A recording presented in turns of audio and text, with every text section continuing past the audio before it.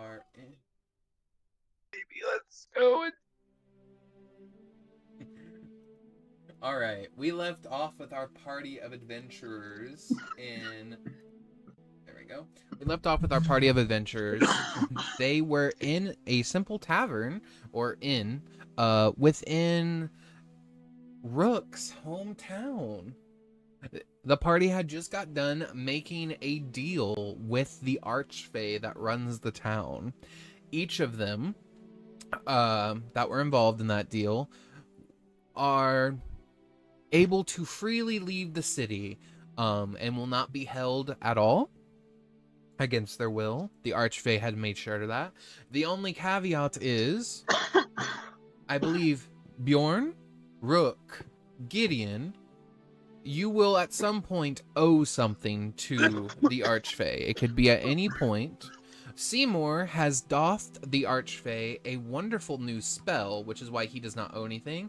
And Skeever at one point will also owe the archfey something. Me and the Archfey are homies. What do you mean, dude? He gave me a direct line. Yep. I'm about to hit his DMs. But also during that time, the archfey had also stated what those tattoos were on your bodies. And it was found out that those tattoos were actually the marks of the first sin. And each of you carry a different one. Gideon carries lust, Rook, greed, Simour, gluttony, and Bjorn, pride. And we had a long rest. You were all able to freely long rest. And we'll start first thing in the morning. Who's waking up first? I'm always up first, baby. You're up first. As you wake up, Rook, you have a moment where you're like, where am I? And then you look outside and you see familiar structures and a home, or at least a place that was at one point home that you used to be Yeah, in. I'm probably that brief moment, you know, when you wake up sometimes and you don't know where you are, but then you do know where you are, and you're just like, ah! Yeah. That's where Rook's at for a second before he calms back down. Okay. Oh no, do you make a noise, dude? Probably what I just did. That's the exact noise Rook makes, waking Simour up instantly. Okay. We don't need a rooster. We got a rook. You immediately see Gideon off to the side doing a full handstand push up, and at the same time casting mage armor on himself. I need Rook. You've already made your saving throw for this. Simour, as you look at Gideon, please make me a wisdom saving throw. Don't forget to do your morning stretches, guys. We don't want you to pull anything. I'm gonna let you decide, Simour. What in Seymour's mind would Gideon look like if, to your vision, Gideon looks like the most ideal version of someone that Seymour would desire or admire, but still keeping Gideon's features as a hippo man? I'm a Chad. To see tattooed across his chest, I'm a Chad. I think at this point in Mhm. my life, he just would look like Gideon. Perfect. Because he's been the only consistent person since the clusterfuck. Every notability I've had has been to some degree or another. That is perfectly fine. The only add-ons that I'm going to give you is his robe slightly pushing against his rock muscular body of like 36 abs. Oh, I'm uncomfortable. I'm like beautiful Squidward. Oh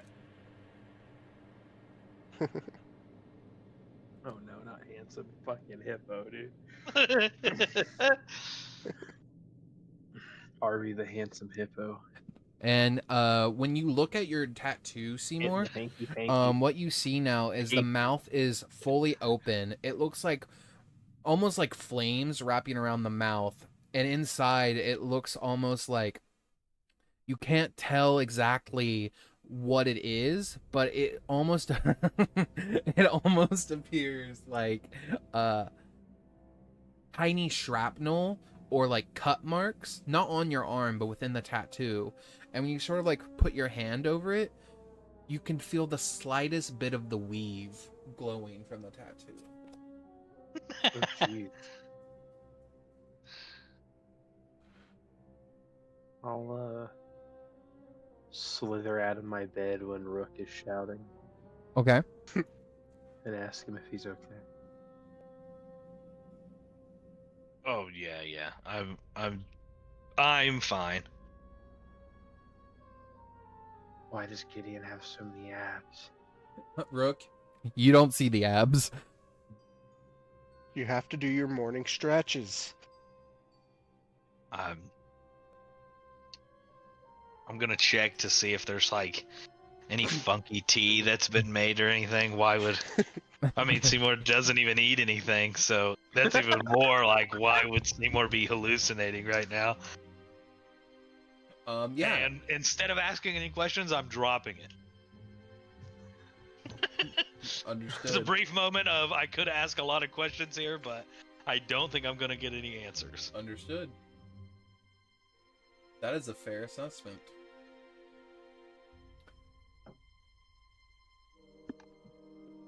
But it is early in the morning. You guys are still in Rook's hometown. What would you guys like to do? Would you guys like to leave?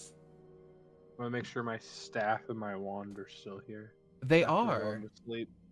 They are. Okay. I trust everything else to be relatively safe in the bag, so. Yep.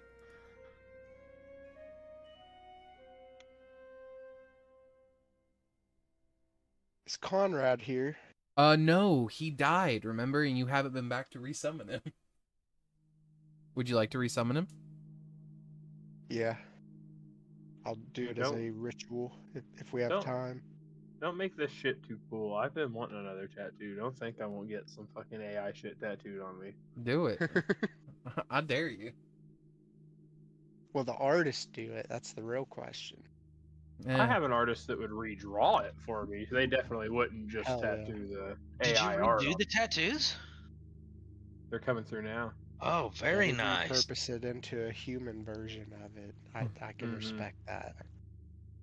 Yeah. Oh, man. dude. I've been kind of wanting like a monkey's paw situation, just like a Mhm. severed hand.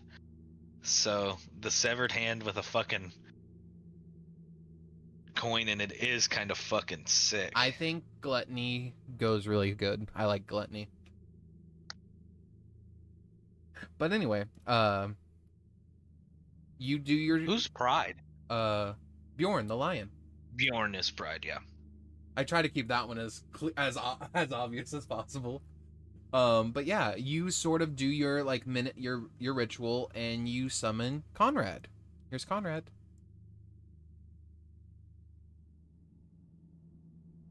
With Good or morning, without Conrad. banana armor. He does Don't not forget to have do your morning stretches. he does not have banana armor. But he does bring out banana protein shakes for everybody. Yes, protein. Thank you, Conrad. Yeah. So he continues to sip on his banana protein shake. I'll eat the banana protein shake. Wonderful. The whole thing. Wonderful. Whatever cup it came in. And stuff. Glass You and just start everything. Yeah. mowing on glass. Open my maw, dude, and just Okay. Yeah. delicious. You devour everything, including the glass. It's magic glass. I don't expect it to hurt me. Oh. It came from materialized from thin air by a monkey. Mm-hmm. No, it doesn't hurt you at all. There's no pain. You feel a little satiated, but then the I don't like hunger that. is creeping back. I also don't like that. But Maybe I should eat the whole monkey. Anyway. it's up to you. But That's not what you're supposed to say. But up to you guys. It's early in the morning. You guys were promised at any point, if you want to leave the city or the town, you are free to leave. No one can stop you because of the deal that was made. So, you guys can leave. You can stay. You were told that Neverwinter is still under the effects of whatever illusionary power is holding it captive and all the people inside.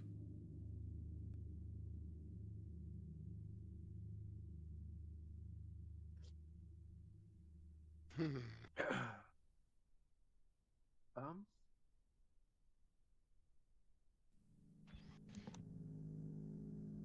Well, Rick, you wanted to get out of here like ASAP, didn't you? Yeah, I really wanted to be out of here without all the extra that we've already got, but yeah, I'd say we should get out of here as fast as possible and not think twice about it. Where's our next destination? We can't go back to Illusion Town. Well, I mean, I guess we could, but we don't really know what to do about it. Yeah. I don't think I could eat a whole city.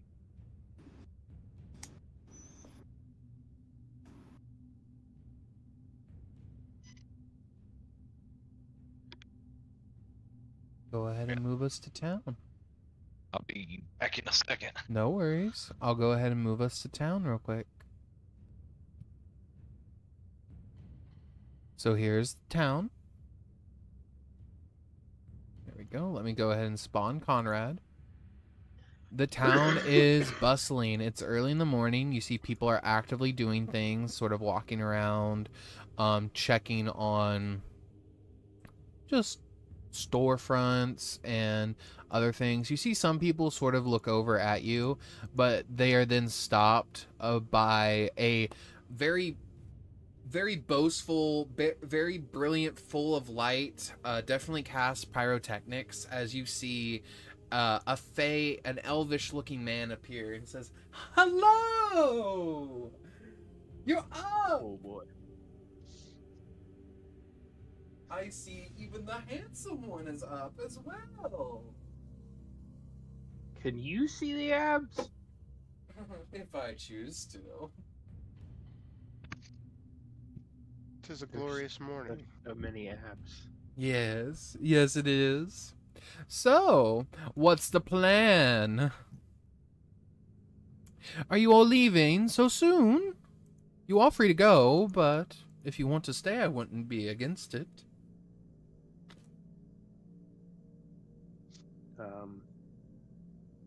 Yeah. I What's think there we, here for us if we did stay? I'm sure we could come up with something.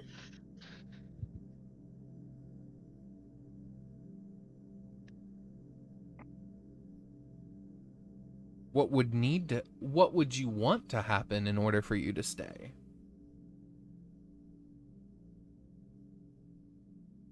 I'm just looking back and forth between Tolly and Rook like it's a tennis match. I'm not playing any of those kind of games. Fair enough. I mean, not even for a little bit of coin? No. I can't believe I'm about to say this, but there isn't enough coin that you could give me to make me want to stay here. Okay. Well, we always have our connection to one another, as he taps his heart and just looks at you all. Anyway, if you would like to leave, please go ahead and make your way out of the city, at your leisure. No one here will harm you, he says very loudly. Okay. That's reassuring. Isn't it? Nobody will what? Nobody Try to stop us? Nobody will hurt you or try to stop you. It was all part of the deal. Whose No name matter is what? Nobody? No matter what. Whose name is Nobody? I am stepping away from Rook a little bit and squatting down. I do not have anyone in town named Nobody. By nobody, I mean the city itself, the people of the Okay. city. You're a smart, very muscular wizard. I went to college. I see. Hmm? Would you like to go to my bed?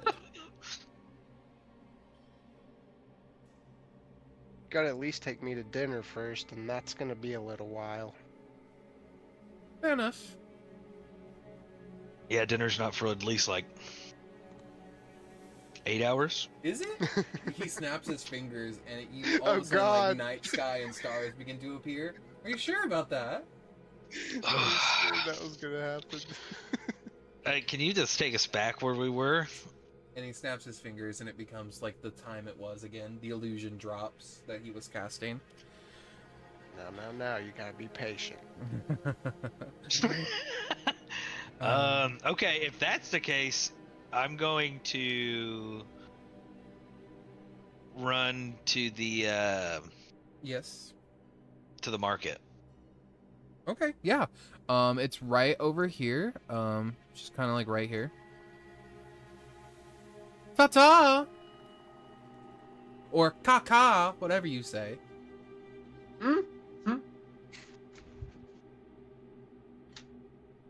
Uh, I I'm follow ignored. you, and I am definitely still giggling at that joke. So, yeah. That one had to sink in for a second. So tell me, does your monkey make all sorts of banana items? Oh my. That's what's happening over there. What are you looking for, Rook and Seymour? I am just walking around seeing if there's anything of interest. Yeah, you're walking around. Give me a perception check. Just see if there's anything of interest. Yes, he is very proficient with his banana recipes. Ooh, no.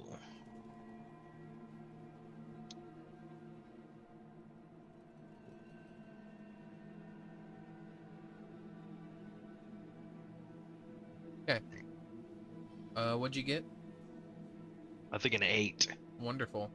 So with an 8, what you notice is you see some black glass bottles, a pair of dice, a tiny mechanical beetle, and a bronze pocket mirror.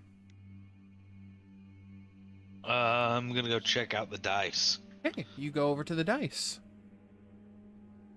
As you sort of get close to them, you realize that they are carved from obsidian, but they're in the shape of teeth. What the fuck? Strange dice you have here. The grung that's running the shop says, yes. Carved from the very best.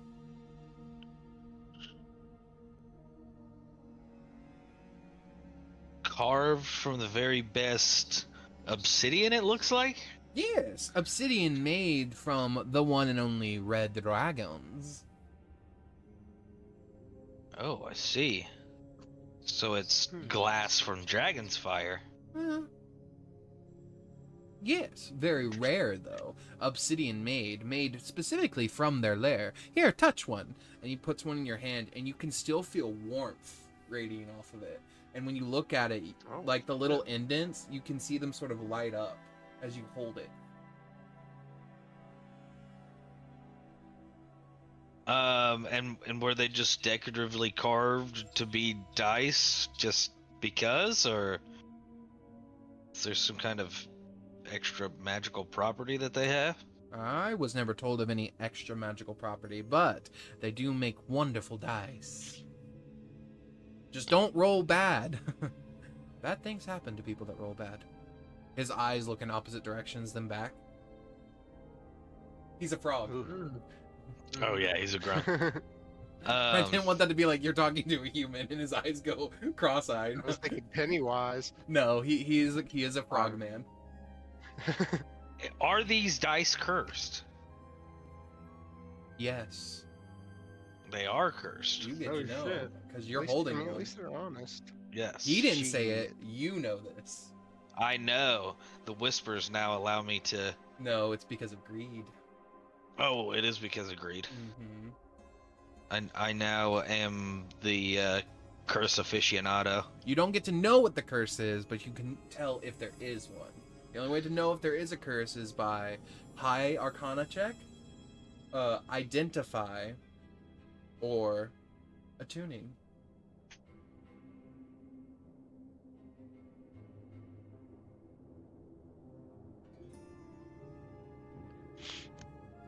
And attuning for you is no longer a short or long rest. Attuning can take one action. For me? For Rook specifically. That's fancy. That's very rogue, actually. I like that a lot. It's very much what type of rogue he is, because I believe thieves actually later on get the ability to fast hands. Yeah, they get fast hands, and you can like bonus action attune to something, or bonus action activate a magic item. But I'm basically expanding on that a little bit. So what kind of bad things happen? I'm just gonna keep chatting with this guy Oh, about these well, teeth for a minute. Somebody burst into flames at once, and then at another point, got struck by 7 bolts of lightning. 7. I thought 6 would be enough, but no, you still walked after the 6th one. And does it always usually end in someone's death? No. I've heard there has been a person that has survived the dice. The original keeper. Before they were sold, he says with quotation marks. What do you mean, sold? You know what I mean. You can see the mark for the black talons on his hand.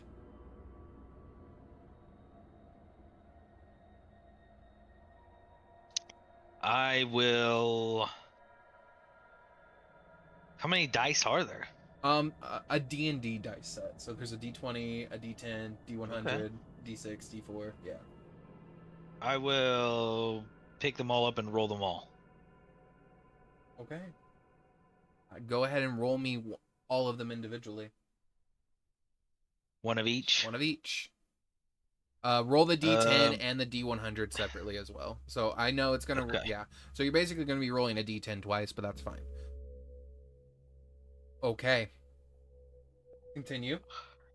Oh, God. So that's a 1 on the nat 20. A 1 on the 20. Mm-hmm. Oh, A 1 on the D12. Roll again. Roll again. A 7. Ugh. A 7 on the D10. 7 on the 10. Mm-hmm. Seymour slowly backs away from Rook. A 44 on the D100. Okay. You got a D4 and a D6 and a D8. Oh, 1 on the D8? Uh-huh. Mm-hmm. Mm-hmm. A 4 on the D6. Seymour has actually left town. Seymour has actually already gone back to Neverwinter. And a 2 on the D4. Holy shit. Sure you wanted to roll those? Anyway, as you go to roll them, you feel something sort of like, because of your greed ability, you can feel curses and magic items, and you can feel when you attune to an item. You didn't attune to this yourself, it attuned to you as you rolled it. So this item is canonically attuned to Rook, meaning it falls under the category. No one else can attune to it. So, as you roll these and they sputter out, Rook falls unconscious.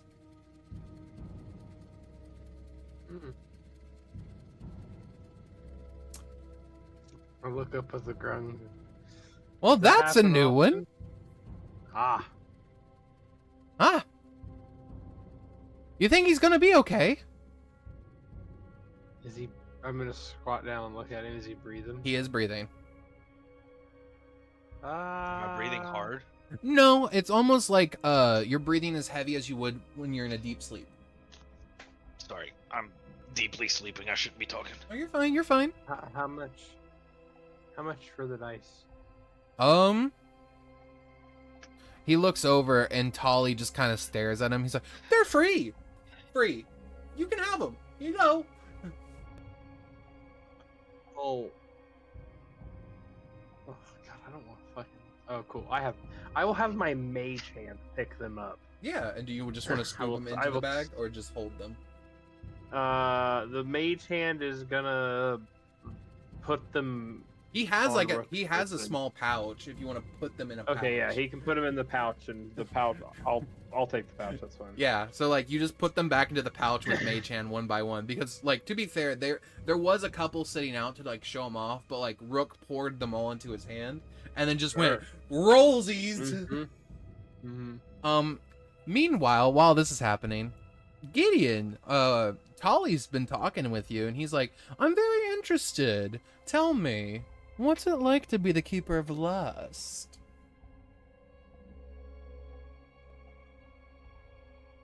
It's great.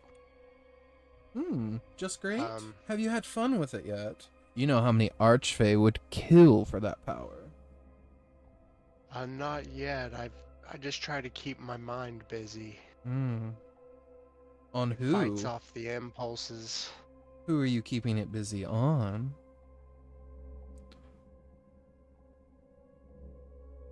On my studies. You say you're a wizard that went to school. What did you study? Abjuration. Interesting. Just abjuration? You seem more.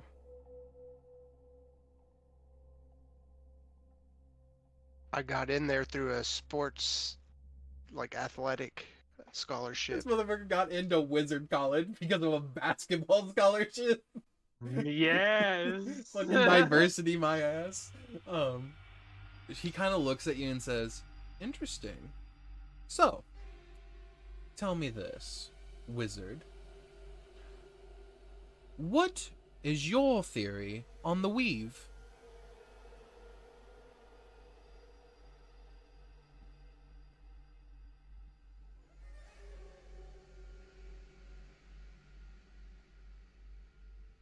It's like a beautiful poem written over all of reality.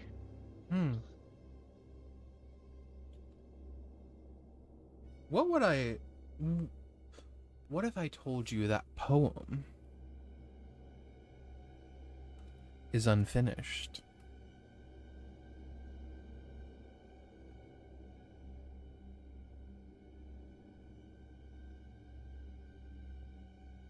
And I knew where to get the quill.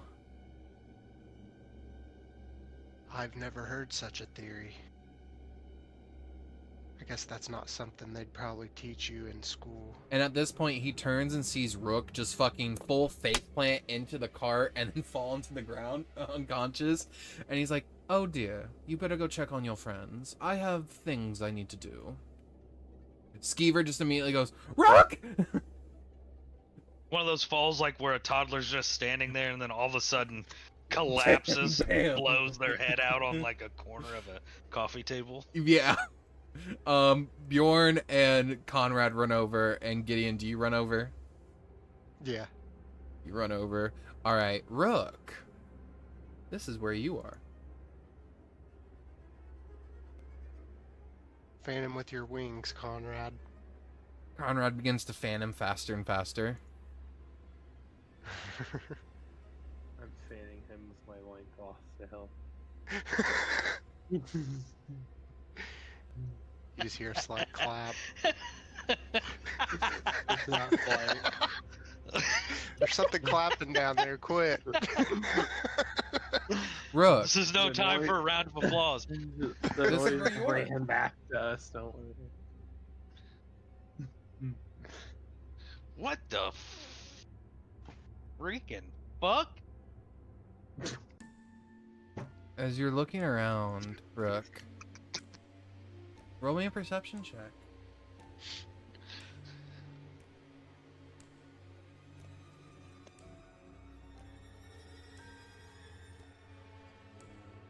A 14. You look around and you see calcified, crystallized fire. You see obsidian that seems to stretch out toward the sky, but you feel wind and clouds around you. As you kind of look over from the box where you're standing on top of, this like very smooth slate obsidian box, you're surrounded by clouds and you realize you're in the sky.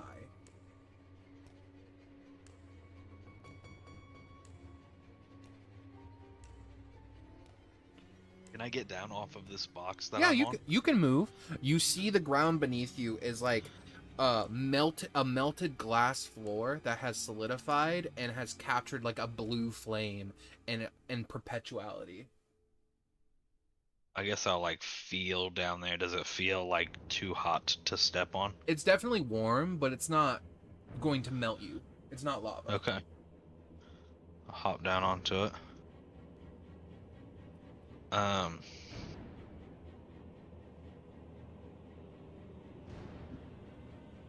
She said I'm in the sky, Yes. but this is like, I'm assuming this is a platform in the sky then. Yes. It almost feels like a floating island, being batted around by dark storm clouds. What is this structure here? That is an obsidian structure that's stretching outward toward the sky. Or, sorry, further up in the sky.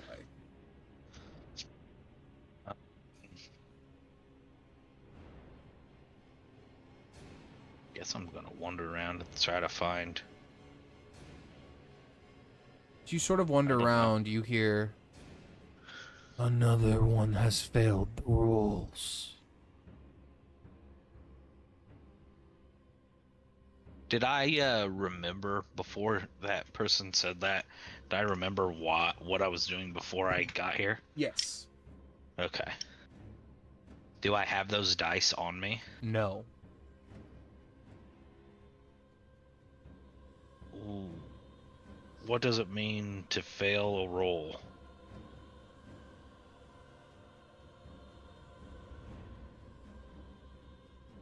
You rolled the dice, and you failed to capture their essence. Failed to achieve greatness.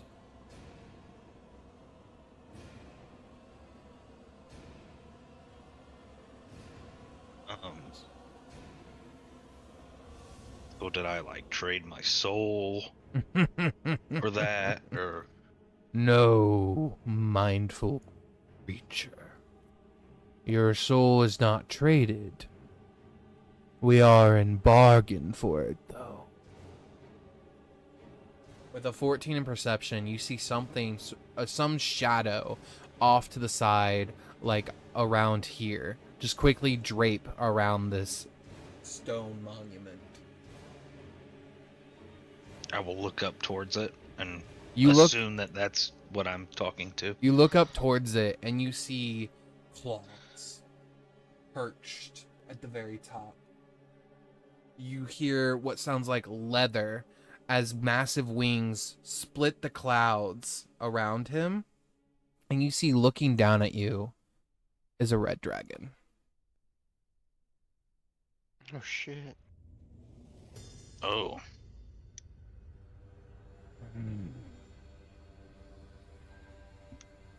Did you also fail the rolls?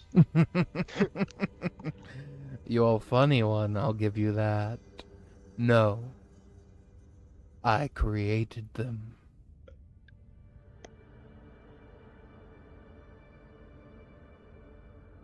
And so, if you roll well, what do you get from the dice? There is no rolling well with the dice. They are meant to be rolled by people like you. Thieves.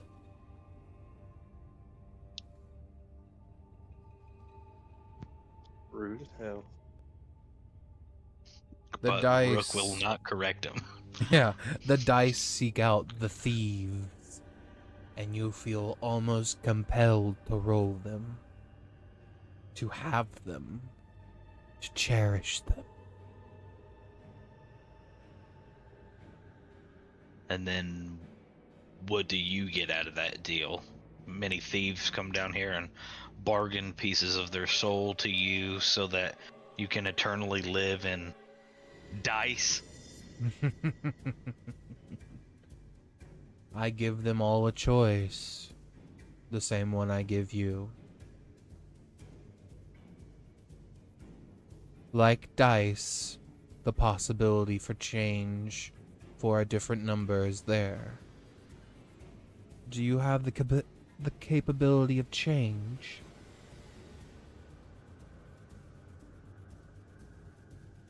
In what way? You asking me to right my wrongs and steer away from the thieves' path?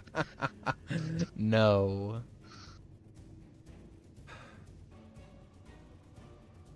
I'm asking, can you change the dark that's in you? Your thieving is not your dark, which is interesting for a thief. You have another shadow in you. My fire is bringing it out. I ask, can you change that shadow? That piece of you that you don't want to change. That piece of you that wraps you in shadow like a blanket. Could you let it go?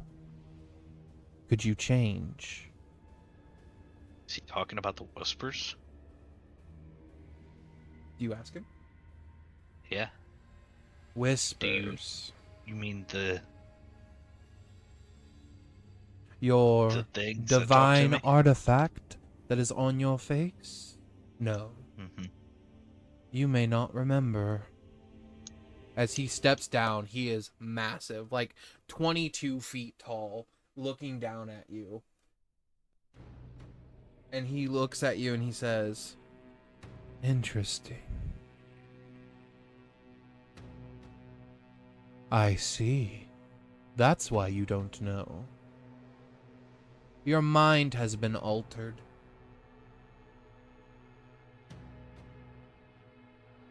You are not the one this shadow carries for. You were once two beings, now you are one.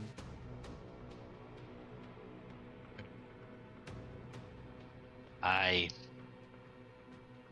did. Yeah, that checks out. So was it his shadow?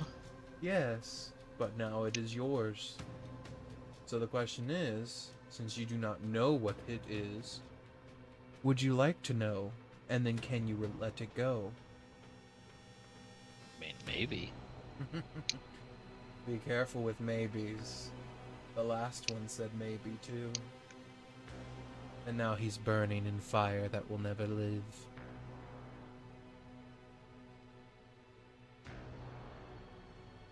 Do I hear screaming off in the distance or anything? No, but you look in the molten glass floor and you see a man's hand reaching up, constantly on fire. In the blue flames under the glass? Mm-hmm. Oh shit. You look in the other, like, calcified fires and you can see other people inside of them. Oh, okay. I mean, I guess if you can bring that darkness to light, and then I can't say for sure if I can let it go until I know what it is. The darkness in this one. As he breathes out, you feel flame wrap around you, but it doesn't harm you. It wraps around you and it pulls forward the shadow, and your mind is like sort of like rubber band snapped, and you are seeing from your own perspective a memory that you never had, but the other Rook did. This memory is...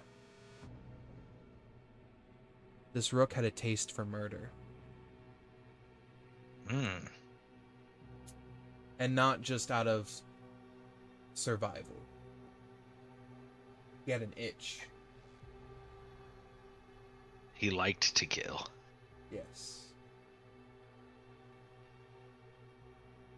But now that you feel that memory, you feel that emotion behind it, you feel the itch too.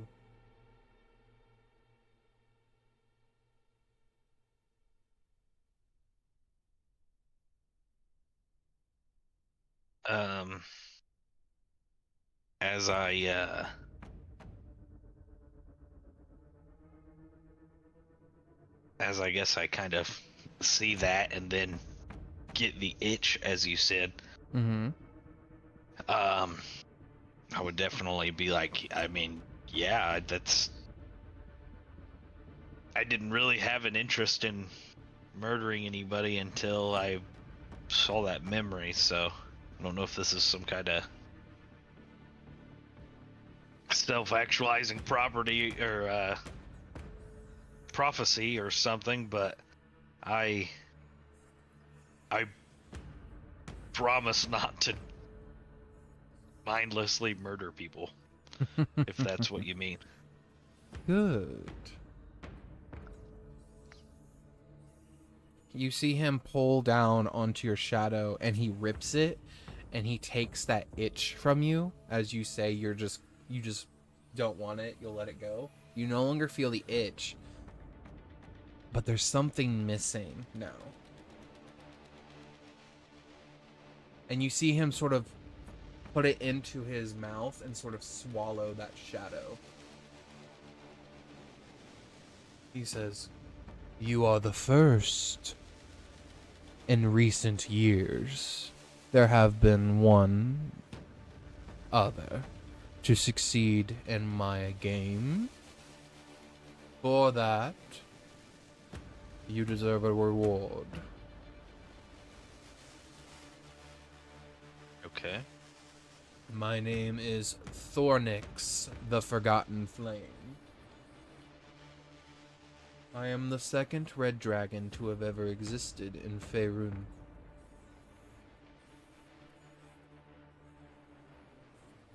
I doff you with this. You see him pick at his arm, and he pulls a red dragon scale. One that's the size of your arm, and just lays it in front of you and Yeah. scoots it. I give you this, a mark of our companionship for playing in my game.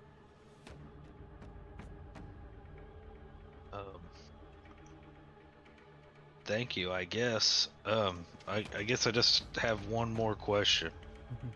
Yes. Can you win the dice at all, or is it always do you always just bring them here and play this game with them? The dice can only be won when they are rolled from a selfless hand of a pure-hearted soul. So do not try again, is what you're telling me. If you're not one of those things that I just listed, correct? Okay. And Rook will kind of scoop up the dragon scale and just kind of stand there and stare at him. What is your name? My name is Rook. Rook. Very flattering name for a thief.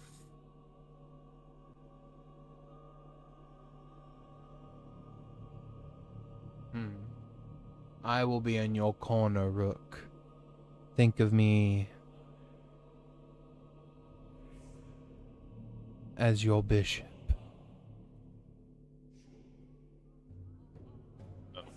Okay.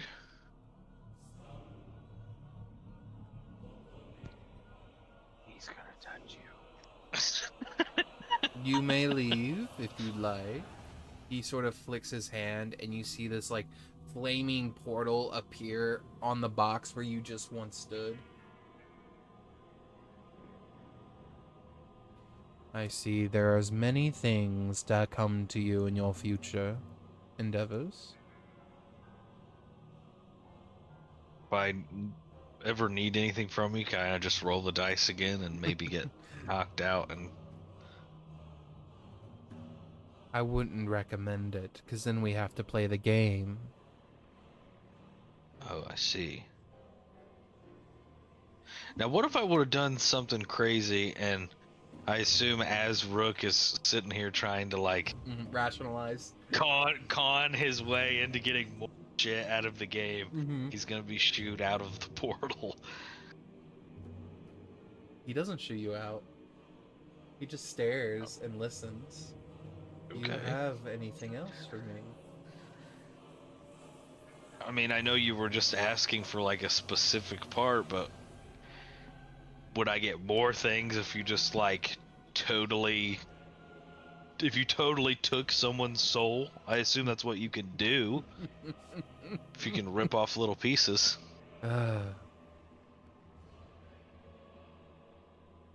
In exchange for a soul, power to be gained. Yes, that is something I am most definitely capable of doing. What if we... Are you offering yourself to me?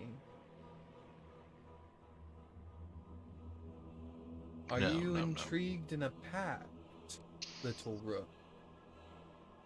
No, I don't think so. I just... Sometimes I start talking and then things just happen and... I know. That's why I left the door open for you to decide when to leave. Yeah, I think... Yeah, I think it's probably best if I just go ahead and roll out. If you deem that the best.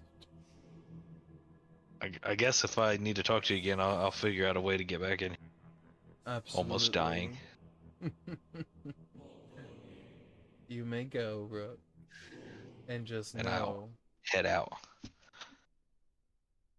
you are my greatest success.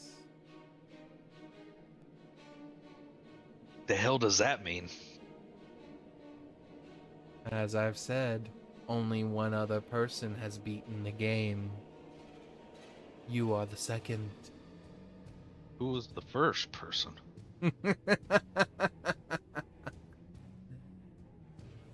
Spoilers. And you are shunted away as you step into the portal.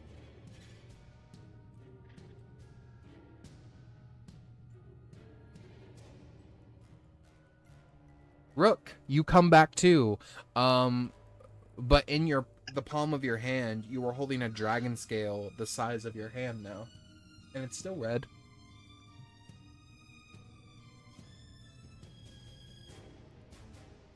I'm standing above you, waving my loincloth in your face, trying to remind Oh! A subtle clapping. you. It's not subtle.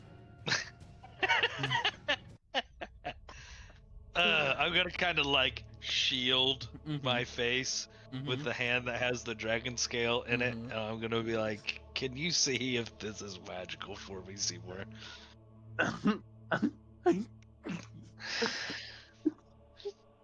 I will push the loincloth back towards my buttocks with one hand and kind of bend over to look down at you and take it.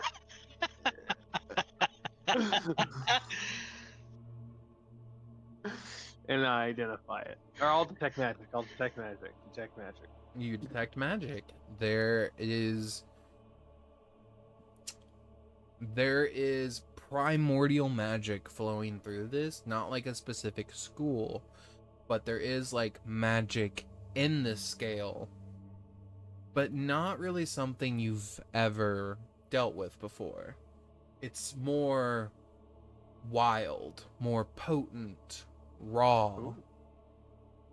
It's almost like magic.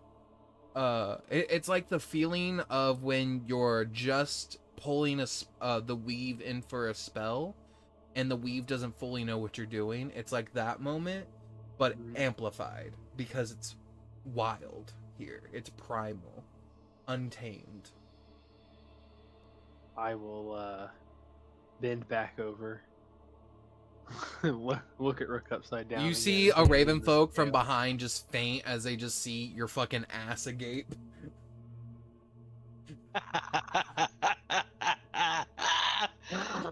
Not a gate, bro. Oh God.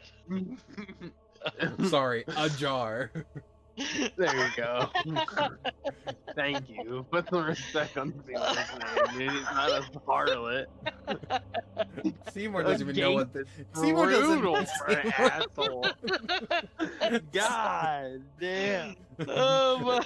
The entire time, Gideon is taking notes and writing down what everyone is saying. This motherfucker said a game. What have you been feeding me? What did you teach me how to cook? Damn. My man's only eating fucking words, dude.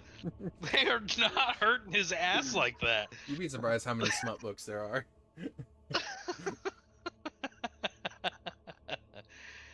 Oh. Oh, fuck. As I kind of get my bearings too, I'm gonna be like, "Hey, Seymour, those dice might be a good situation for you to roll." The place that I went, he said, bad guys tend to get bad things, but I got a dragon skill out of it, as far as I can tell. I don't think you've been around long enough to really be bad. Hand him back his scale and tell him that it is indeed magical, but I am not like. Yeah. It's not going to cast a spell or anything, as far as I can tell. Yeah. Yeah. I did secure the dice, and I'll kind of just hold up the little velvet bag. Roll 'em, dude. Maybe you get a prize. Persuasion. Do you attempt to roll Yeah, them? maybe I'll do it. Yeah, sure. Okay. You go to roll them. I'm just gonna roll one though. Okay. Which one? But we will do the D100. 'cause Okay, it's do the biggest one. D100. I don't want to fall unconscious. 58. You roll a 58, and as you pick up the dice, they feel cool to the touch, and you roll them. Nothing happens.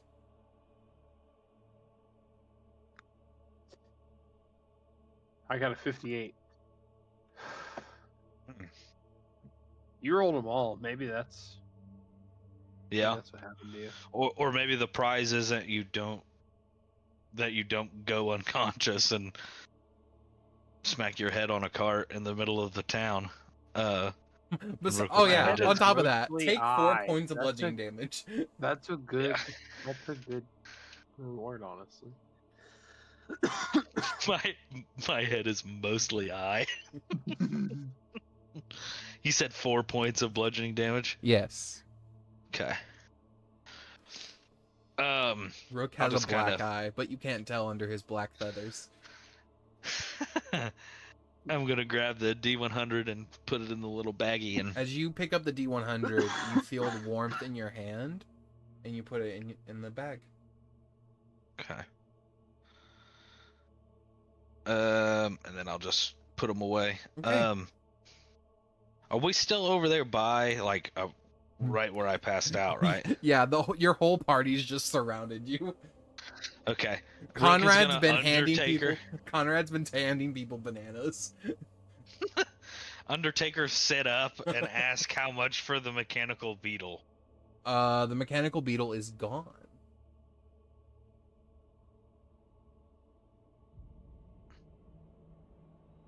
What the freak?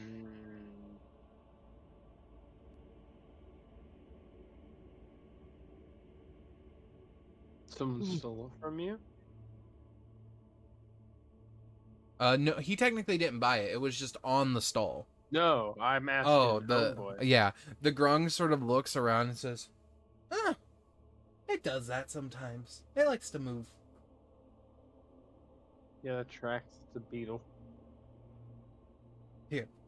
If you happen to find it, though, you can keep it. Here, it gets attracted by this. And he hands you like a small pouch. Just shake it, and it'll come eventually. I'll shake it. As you shake, you hear what sounds like metallic objects clanking together. And then about a minute goes by, and you eventually feel something like crawling up your foot. And you see the Okay, little mechanical beetle. Is it cursed? No. Okay. I'll put it in its little pouch and You hear it munching. inside the pouch. Yep. Oh, it's eating. I'll peek in there. You see it's eating something that's like, almost like silver powder and maybe like like a goldish powder. What's in this pouch? I'll ask the shopkeep. Powdered silver and gold. This thing eats silver and gold? Yeah, it's a coin eater. Put that in What? put that in a nobleman's vault. Won't be a nobleman no more. Is there a way to keep it from eating my silver and gold? Huh? Keep it fed with powdered silver and gold. Shouldn't eat your food or your money. But don't give it platinum or bronze after midnight. Why? They multiply. Is it like a 1-to-1 multiplication, or is it like one piece of platinum makes 5 more bugs, or? I honestly haven't tried it. I heard a town got overran with them, and they had to have a set of wizards from the Arcane Brotherhood come in and literally cast anti-magic zone on the entire city to fully fumigate the beetles. I don't know how much was given. Jesus. Do they make anything with the silver and gold, or do they just eat it? Oh, no, they do make stuff. You see, he sort of like rummages around and goes, here it goes. He sets it on the ground and he opens it, and he says, he pulls out a vial of this like silver gold liquid. They make that. And what is that? Panacea.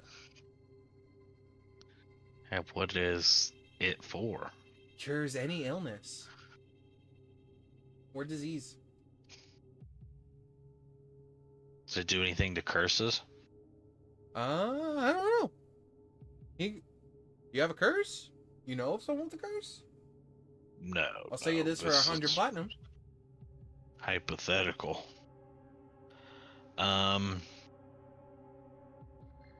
No, thank you. I kind of have the guy who makes it with me now, so. That's true. Should have sold this first. Oh, well.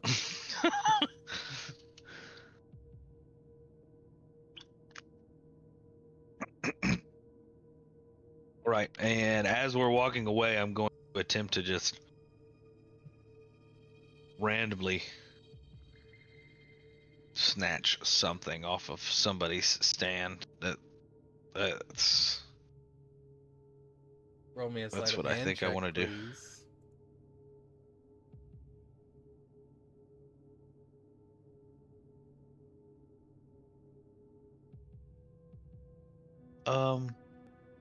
That's a redonkulous card.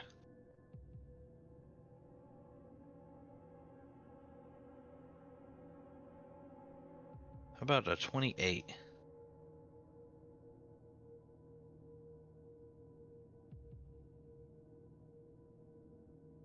As you grab something off of the shady wares, you feel something like almost like velvet, and you just snatch it, and it's like the size of a handkerchief, and you just stuff it into your pocket.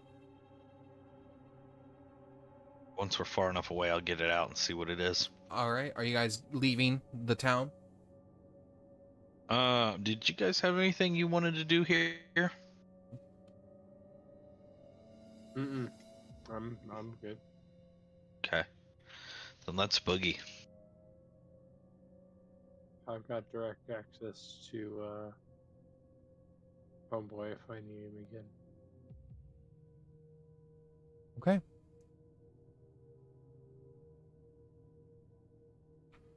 So, as you guys walk out, give me just a second. We still don't know what to do about the other town, though, Rook. Oh, big illusions. Yeah, illusions aren't really my strong suit. What if we just fumigated it the same way that they did the bugs? Pay a bunch of mages to go and cast anti-magic field throughout the whole place.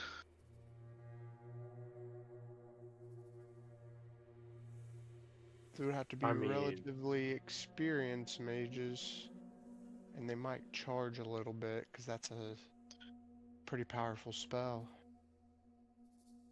Yeah. I'm gonna go ahead and move you guys outside the city. So while you guys are talking. Maybe you can talk some into a bulk deal. Yeah. Yeah, I'll do a big seminar on why you should be helping cities that overrun with illusion.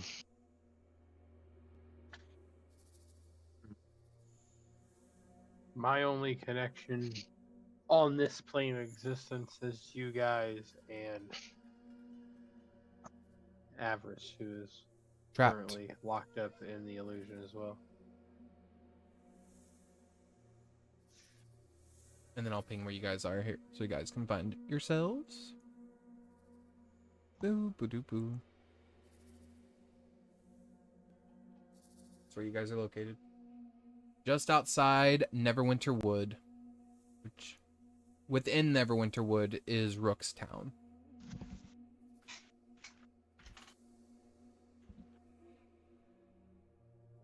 Gideon, where was your college at?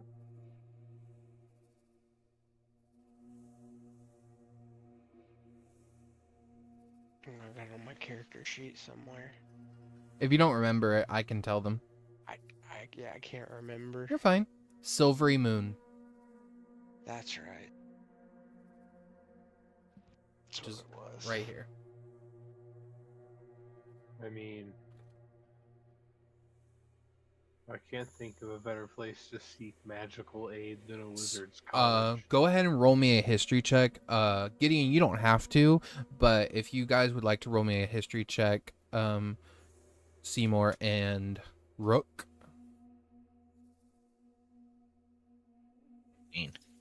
Okay. Yeah, I played Oh, on the man.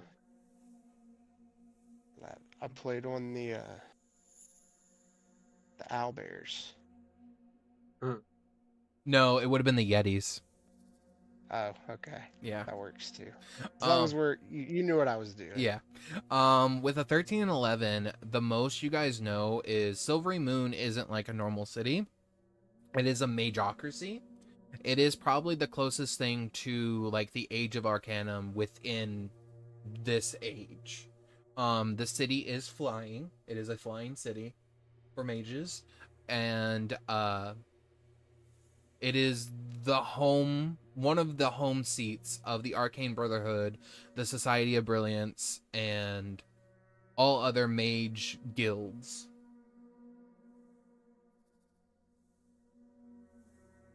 What's the travel time like, Gideon? How long did it take you to get to Neverwinter? We're relatively close to Neverwinter.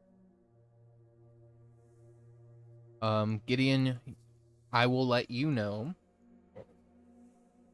To get from Neverwinter to Silvery Moon on foot, it will take about a week and a half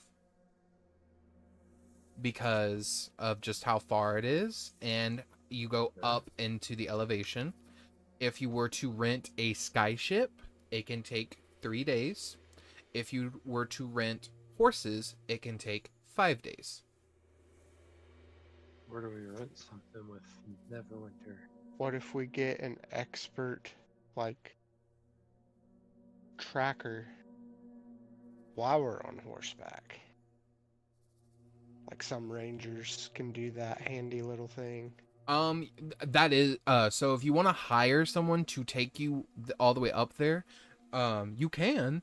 That would be an additional cost, but I would say if you do seek a ranger to guide you guys up there, that would reduce your guys' travel time by at least a day on horseback. So it would be 4 days. It's not going to be Depends where we're at on the faster. budget. Yeah, it's not going to be faster than with a skyship. A skyship is the fastest way. Understood. Is Sharandar, as far as I'm we just- know, a city that is It is an ancient elvish city that, as just general knowledge, it's supposedly abandoned. so the closest inhabited place to us is still Neverwinter. It would be Neverwinter, or if you wanted to walk all the way down to New Waterdeep, or to Yartar or Tribor.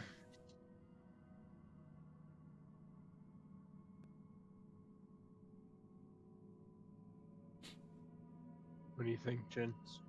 I don't think we should necessarily plunge ourselves back into the illusion until we have at least a plan, even if it's not, a guarantee. Yeah.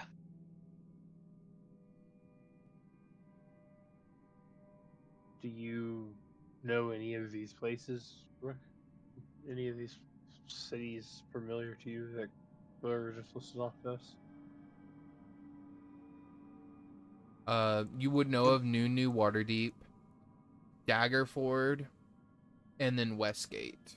Yartar, you did not go through because, Gideon, you took a skyship to Neverwinter. It was the smartest choice. Yeah, flying's pretty nice. Till it's not. I've got no problem figuring out how to run a ship. We just got to figure out where to do it.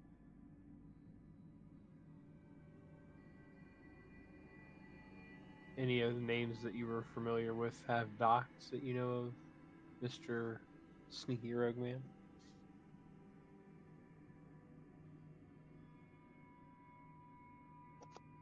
I don't even know if a dock is still what you call it for an airship. It's still It would be a strictly sky dock, dock. right? Yeah, it would be a sky dock.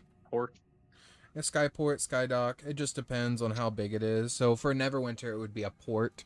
For like a smaller city like Yartar, it would be a dock.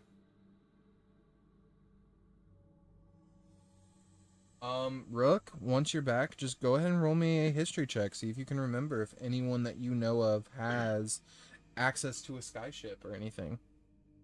So we can have a second campaign where a rogue steals a skyship 3 sessions in. Yeah.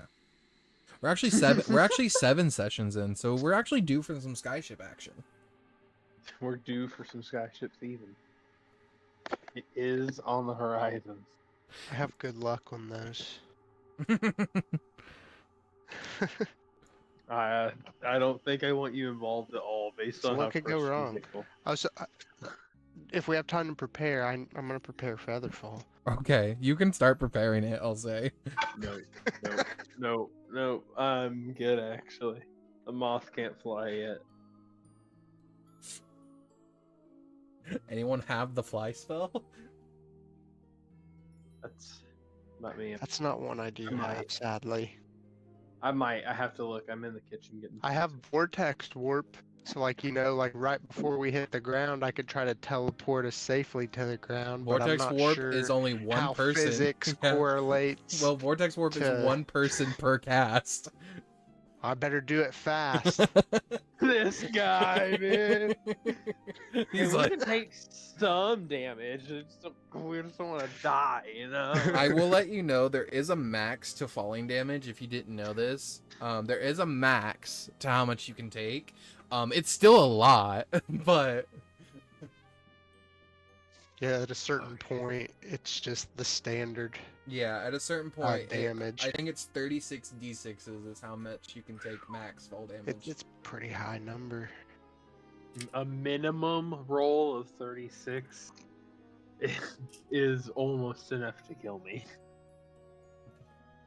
Yep, rolling just I once. think it's anything beyond like 100 feet is all the same. Uh, Something like that. every 10 feet is a d6. It's something like, I think 260 feet is like max. I see. Because It's been a range while weapons since and I read shit. that part. But nonetheless, 30d6 is wild. It's like, it might be 360 feet because a d6 per 10 feet. But yeah, either way, it's still a crazy amount. But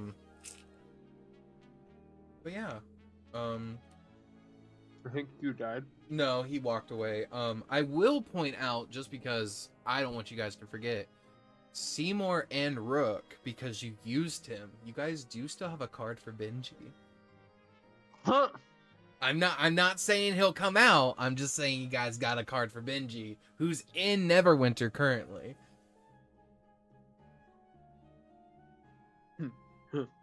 I didn't know he was allowed to leave. I mean, you got a magic card to call him. He said he wasn't under any he wasn't under any taxi guilds. Yeah, that's true. I actually low-key forgot I accompanied Rook on an escapade with that guy once. Yep. Hmm. I think you might be the only guy who knows about him. Yeah. Other than Yeah. Rook, you two are the only two that know about him. I tried to tell anybody else, and they're like, "Yeah, sure, Seymour." Yeah, Yeah. sure, Seymour. Just like you say there wasn't 2 explosions. Yeah.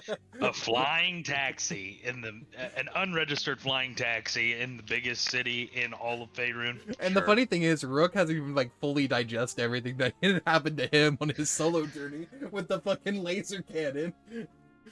Listen, Yeah. every time somebody says something about 2 explosions, my whole entire eye instantly goes bloodshot, dude.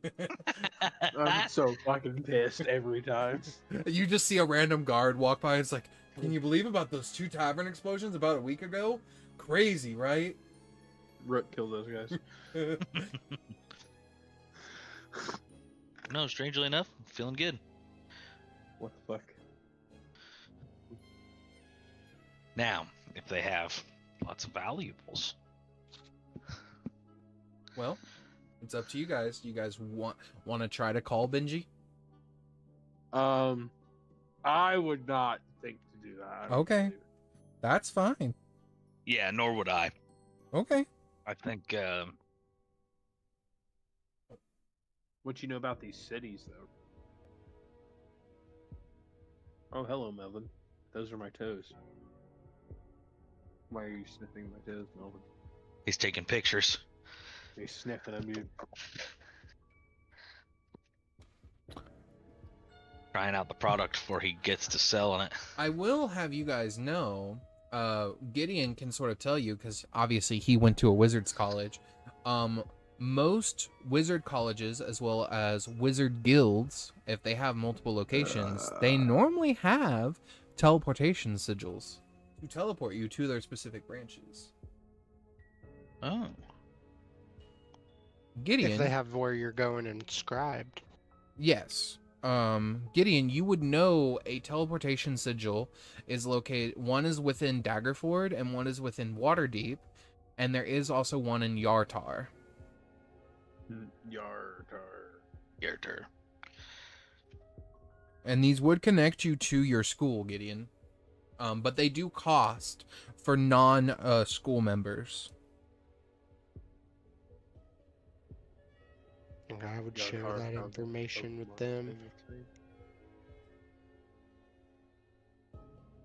thing. I like I'm magical not portal. sure. I'm not sure the price of being a non-member, seeing as I'm a member. He pulls out his Diamond Platinum school card. Look at this guy, dude. Well, Well, the choice is yours. I'm down for a portal. I'm down for an airship. I'm down to do whatever we need to do. Your call, Yeah. Jen. I mean, here's the thing, too. Neverwinter has a skyport. There could be ships currently circling Neverwinter right now that can't enter. Oh, yeah. or there's ships that are trying to enter.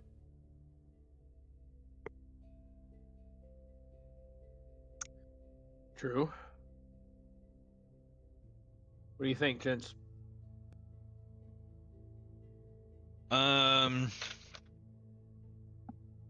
Rook's looking over the map. I say we go to Yartar. I don't think I've ever been there. Yartar? Just pointing at a random funny name on the map. Oh man, some crazy Gideon, weekends is there there. a portal there too? There is a portal there. He did say that, yes. Cool. Yeah. Let's see what's going on in the old Yartar. They know how to party in Yartar. Are you guys walking Oh there? yeah. I don't know if that's true. We'll see in a sec. If you guys are walking there, that's fine. Walking to Yartar will take you guys at least 3.5 days, almost 4. If How you're much would it take by carriage? I mean, is it a flying carriage or is it a regular carriage? Just like horses. I mean, a carriage with horses will take you guys. Horses automatically cut the journey down 2 days, so 2.5 days.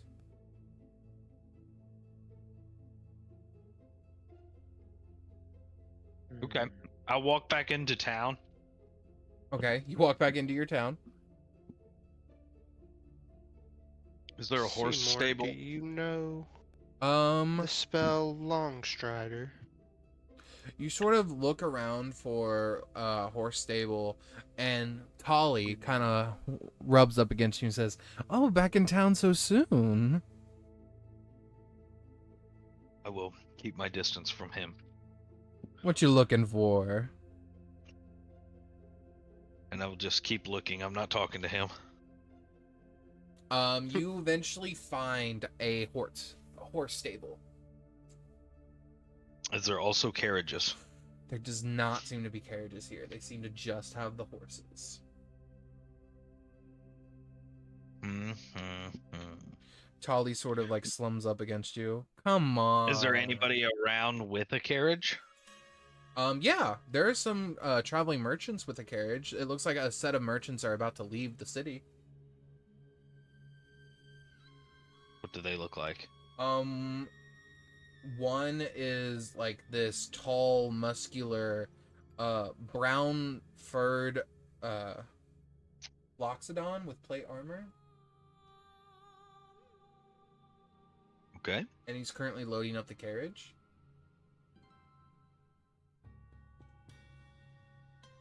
I guess I will ask him where he's headed. He slowly After this turns place. and looks down. Oh, hello. I'll be 1 second. And he sort of like stumbles into like the window and like sort of lifts the window up and he says,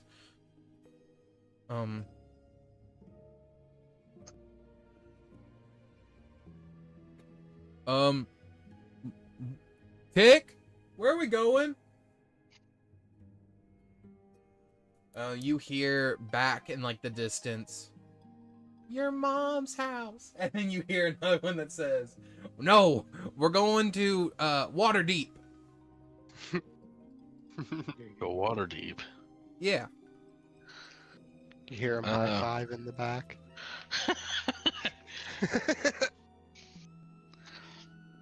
How much to how much would it be for a few fellas to tag along with your group to Waterdeep?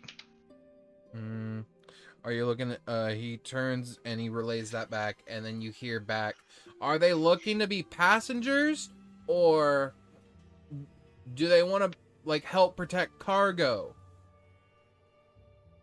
I'm looking to be a passenger, but that doesn't mean that we wouldn't help protect cargo. Well, it changes the price. Well, let's just say we don't want manual labor unless absolutely necessary. Alright, so passenger only. Got it, got it. How many passenger tickets? 3. Or is it 4? Is It would be 4. Bjorn technically with us? Yeah, Bjorn's here. Okay. I thought you weren't gonna count fucking Gideon for a second. Be like, he's too big. He'll have to fucking walk. I'm too beautiful to walk. How long would it take if Conrad carried all of us? Conrad would die. That one, I was gonna say that one died, but evil Conrad probably not very long.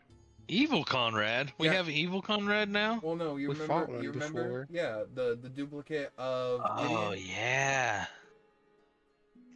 Evil Conrad was a gorilla. I forgot about that. Okay.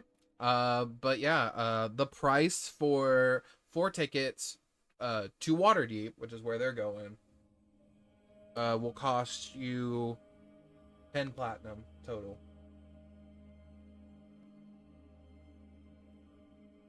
10 platinum Mm-hmm. for everybody? For 4 tickets to Waterdeep. You're gonna charge me full price. Flash the abs. You see Tiny like say, he's got some pretty good abs.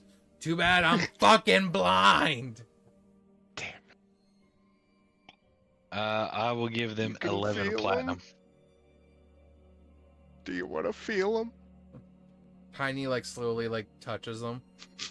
Wow, they're like not even there. Amazing. So they sort of open the door and they hand you each a ticket, and they say, "Well, climb on in." Climbing in. Do the rest of you climb in? I will literally climb in like a spider up Wonderful. the side into the. Wonderful. And 1 second.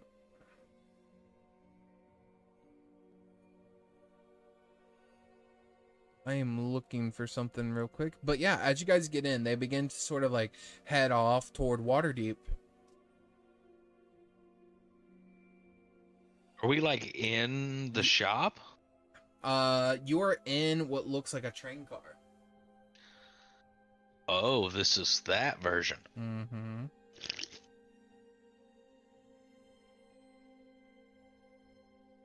Just trying to find. I think it was. Not you. Not you. Where is you? Where are you? I think it was you. Where is you? It's not you.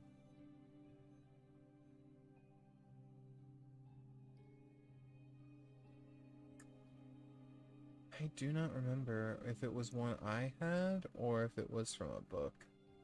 Damn.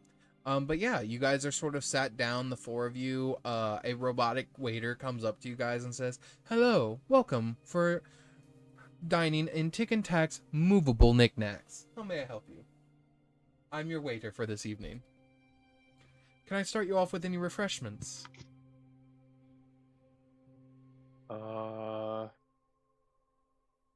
No, thank you. Understood. Turns to the rest of you. Anything? A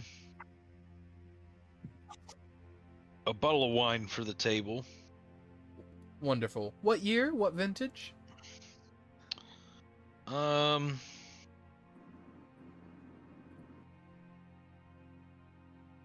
gonna kind of look around. Have I experienced a train before? Or is this technology wholly something that I may have never seen before? I'm gonna be honest, it feels reminiscent of like a ship or like a sky ship, sort of like consumer area, but you've never actually been on a train before. Okay.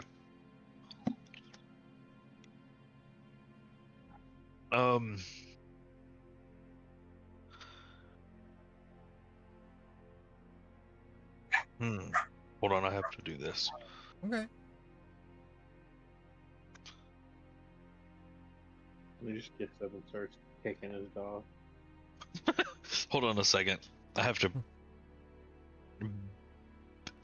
do some animal abuse to make this decision. Don't we all? So I guess Rook would know that the older sometimes means better. So I'm gonna give like a crazy age. Okay. Like what year are we in technically right now? 496. 4096. AM. Okay. I guess he's gonna ask for like a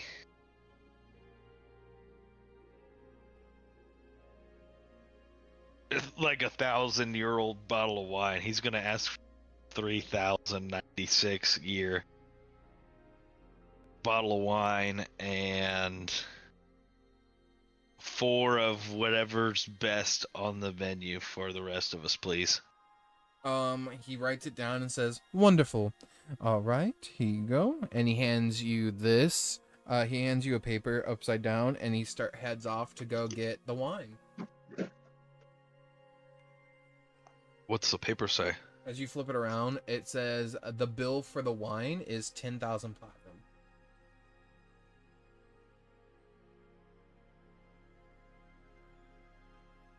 I didn't think. I mean, surely to God they don't have 1,000-year-old bottle of wine. He comes back with like this ancient urn, and he cracks it open. All right, and he begins to pour it into your guys' glasses. I don't want any, thank you. Also, here is our steak tartare with our beautiful caviar on the side. We also have some wonderful black truffle souffle and a brilliant wagyu steak. Sweet Jesus, right. This is quite the meal. Yeah. Would you like your bill now or once we make it to our destination? Oh, that first ticket you gave me wasn't the whole bill? That was just for the wine, sir. Now what? Would you like me to include gratuity, or are you doing that separately?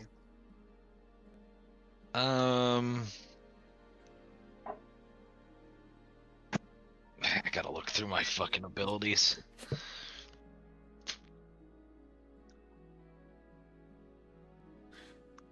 My absolute favorite thing. You said this is a robot too, right? Yes.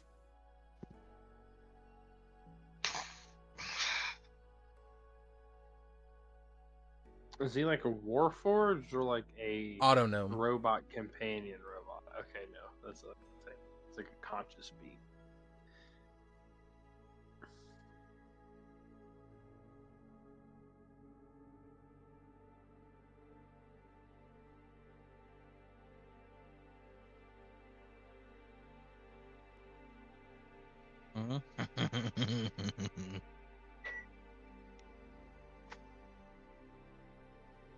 You got anything?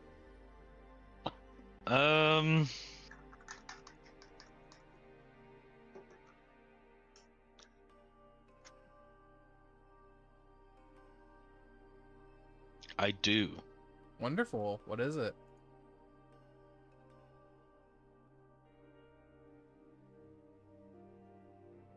This may be crazy. Okay. I would like to thieve into the void Okay. that bottle of wine Mm-hmm. so that he never had the opportunity to serve it to him. So you're trying to reach back in time. I don't know, I guess. I mean, he's already opened it, so that's the only answer you gotta do. Or are you trying to find a second one? That's probably a better idea. I'd like to find 1,001-year-old bottle of wine. You're gonna trade up? You're gonna trade up? Trade up. Okay. Alright, give me just a second. This motherfucker goes, I found a new wine bottle for you. And it's exactly 1 year older. It's older. This motherfucker. Alright, let me load in the train car map. Just in case there's fucking combat. Go ahead and roll me a sleight of hand, and I will ask you, how are you attempting to lead your voidless theft? Are you attempting to just... Are you looking at the bottle that he poured? Are you trying to picture that exact bottle in your mind, but like a year older? I'm picturing that bottle. I'm picturing the taste of the wine. I'm picturing all of it. So, I mean, I'm going for maybe exactly that wine, but if it's older too, that's you know.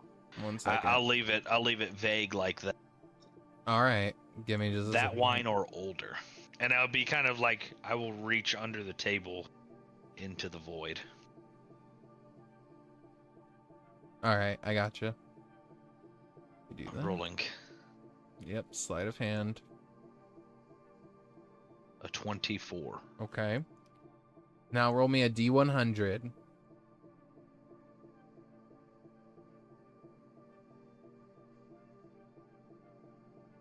A 15. Okay, so your success rate is the sleight of hand check plus your D100 roll. So you got a 15 plus 24. Is that a percentage 39. success rate? So you have a 39% chance to get the item you want. Oh, fuck! Okay, I'm going to roll a D100 and let me resume this real quick. You guys, if you guys can't see yourselves, you're in the middle car. Is Right here. Is this little deal that I'm doing with something?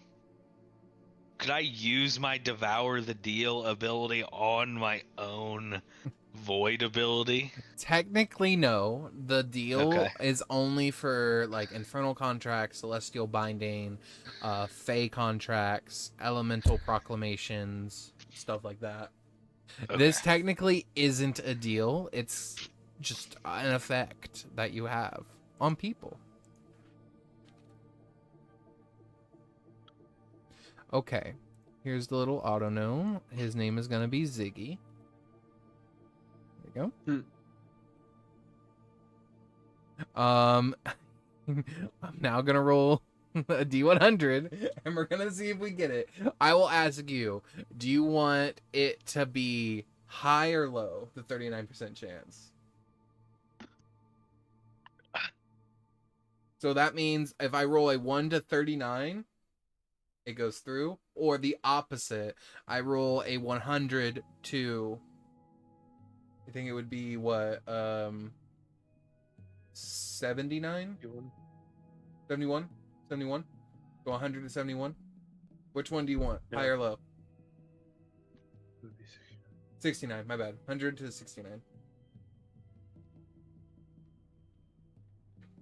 Oh god. Just let me know before I roll it.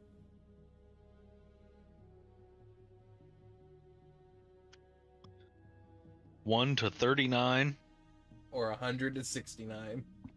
Nice.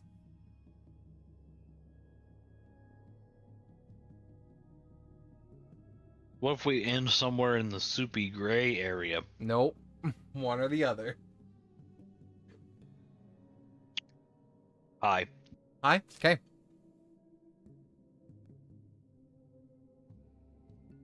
I'll roll this to myself. No, I won't. I'm rolling it to everyone. Fuck that. 58. Not good. That's the soupy gray area. No, no. 100 to 69. You said high. Yeah, you said 100 to 69, so we're going top back, or 1 to 39. Yeah. So that those means are that's 40 where to 58 yeah. is a gray area. The 40 to 58 is the area in which you fail. There was Oh, a I could third. have succeeded on either end. Yeah, Oh, I guess I wasn't thinking of it like that. those were the green areas. These are like the yellow areas. So, as you reach around and you grab something, you immediately can tell it's not what you want, as it feels squishy. Do you pull it out? Do I have the option to just leave it there? I mean, you could just let it go. Does that use up my void? It does. You've already slipped in. No, then I'm pulling it out. As you begin to pull it out, you see something beginning to wriggle in your hand. Okay. And you feel like you've clutched it in your hand. And you feel it wriggling around. What would you like to do? Can I see it? Your hand is closed. Do you open your hand? Slowly. So you slowly lift up, one by one. Your eyes go full stark white as you immediately clutch it again, as you see a small little tadpole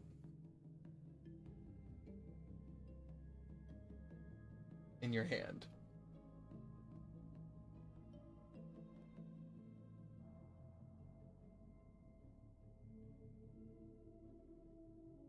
I'm gonna grab the wine jug Yeah. that's on the table. The wine urn. Yes. And I will put that in the wine urn and Mhm. shut the lid. You immediately hear a rat as it goes in there. You just shut the Is lid. there still wine in there? A very small amount. He poured hefty glasses. Okay. You hear a sploosh. Ziggy, is there any way I could talk to the people who let us buy tickets? Yeah, I can go grab the chef. He works here. I'll be back. Oh no. What you saying oh no for? I only know 2 chefs. And either one of them are not the guy I want to talk to right now.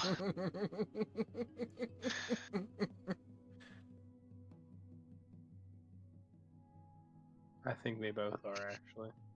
Actually, yeah. That's who we need. There we go. All right, I'm gonna.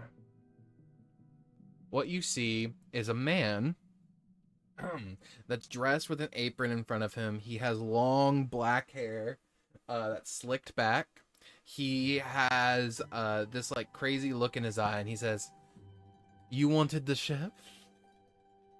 Is the food and wine to your liking?" You see pinned to his apron, it says Raz. Oh. Mm-hmm.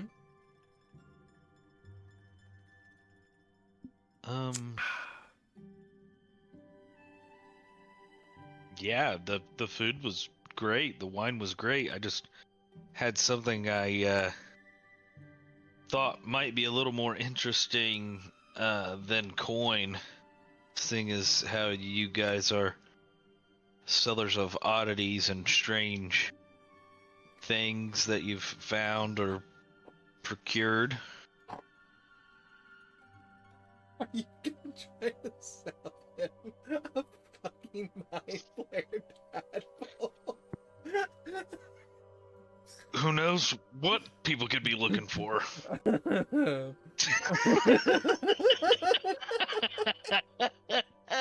I'm not selling it to this guy. I'm selling it to the Yeah, guy who tax. sold us tickets.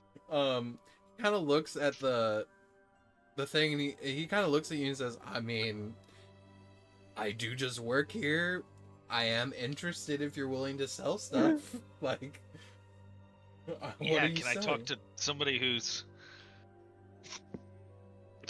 in the buying department?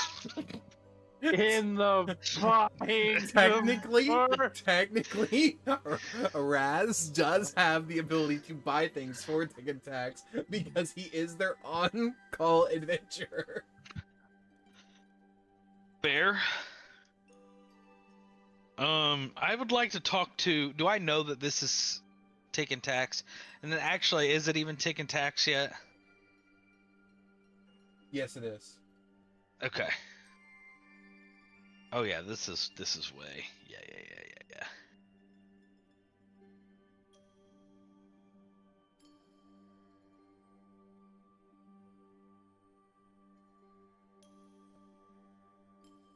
Yeah, if I could talk to Tick or Tack, that would be. The best I can do is tiny. I'll go see what I can do. The slow guy?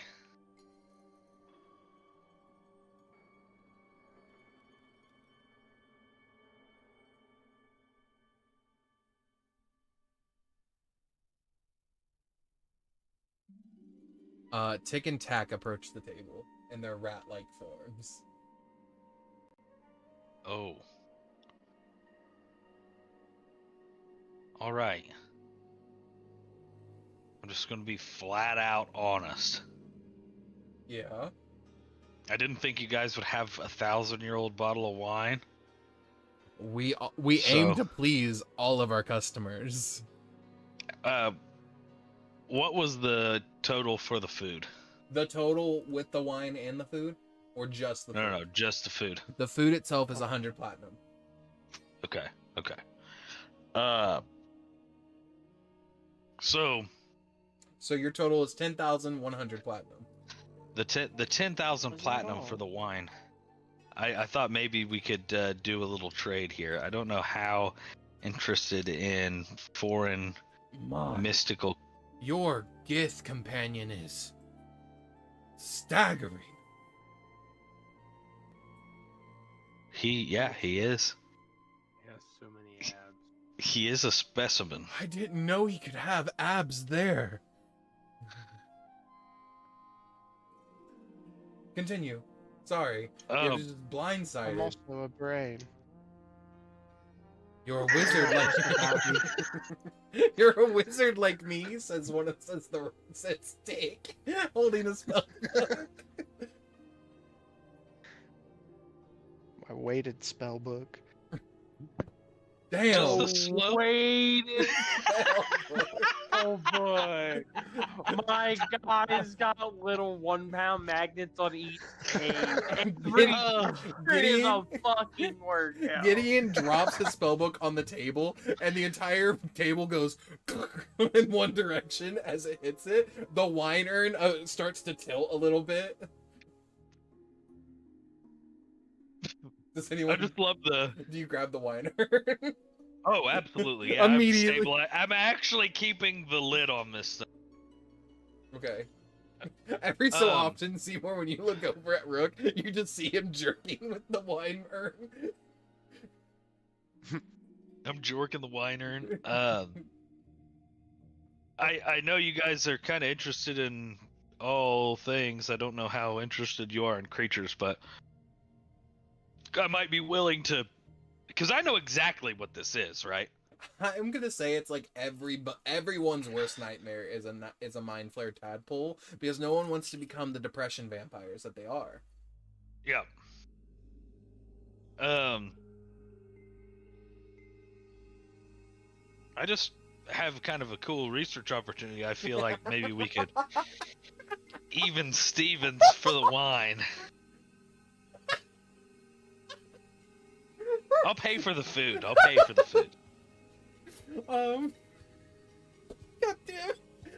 Yeah.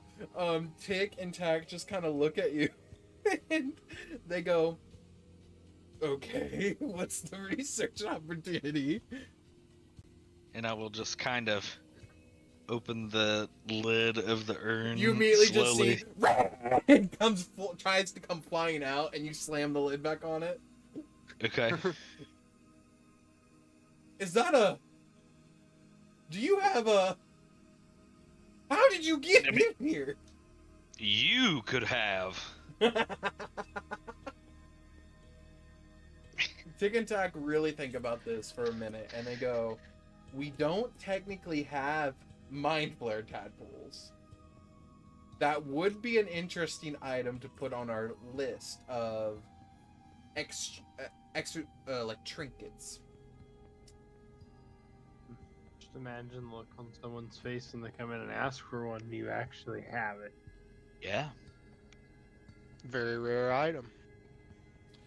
Gideon, You might be able to trade it for another very rare I will item. say, because Gideon is doing such a good job, Gideon and Rook and fucking I didn't add Seymour. I put fucking Xerix here. My bad. Oh wow. I wasn't gonna say anything. I didn't even notice. We played with Gideon, Just have used to that token hardcore. Gideon and Rook, and Seymour, all of you roll me persuasion checks, and we're gonna just add them together.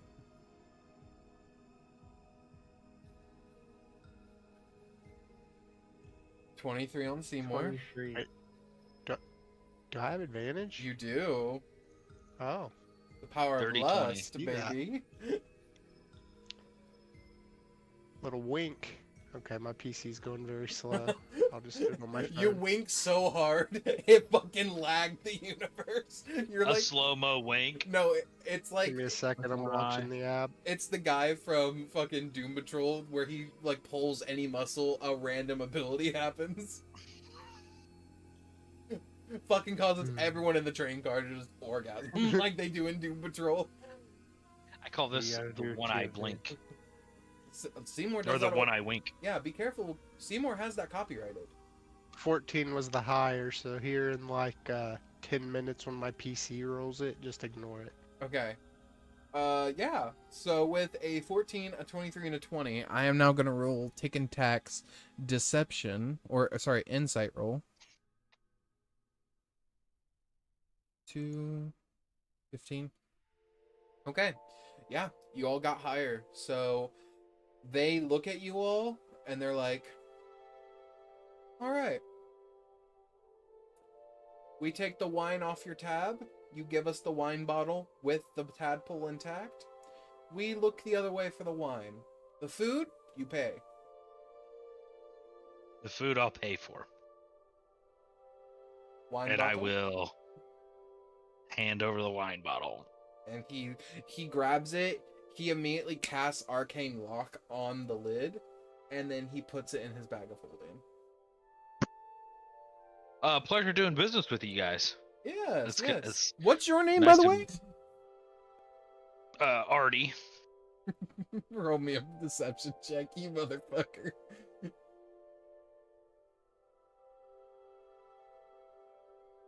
23. Okay.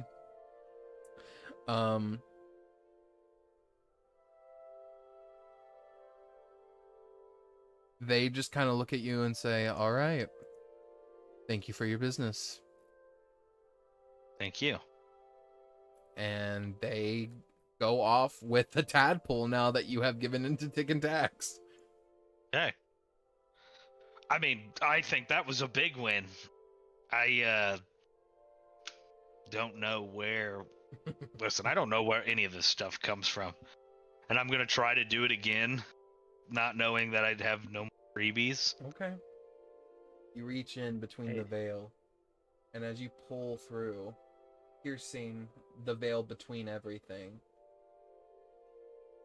you feel something cold wrap around your hand, and you hear it say,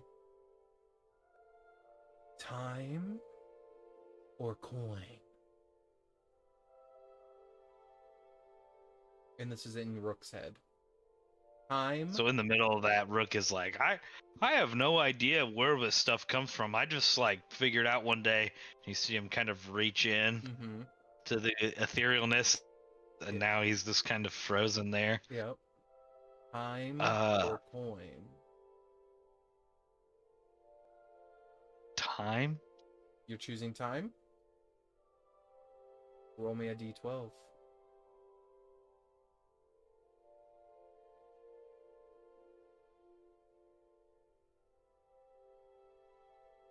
2. You lose 2 years of your life. But what do I get? The ability to roll a sleight of hand to see if you grab something. Yippee! You see a couple. Seymour, you notice on Rook, He has a couple of gray feathers. 24. Oh, A 24. Roll me a d100. oh my god. He's aging before our eyes. Yeah. 79. Add 79 and 24 together. He's the word. Bird? Word is the word. 103. Okay. So sadly, since you weren't directing it toward anything, it's not a guarantee anymore because you didn't direct it toward anything. You're just grabbing. But Yeah, you I said I have no idea where this stuff comes from. But you do get to roll me a d100 for your random item that you grab.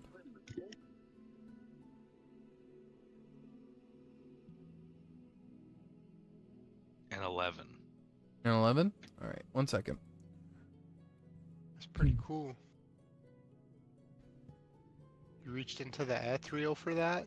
For whatever you're getting here? Yeah, I mean, I don't know, and I guess I'll start talking again.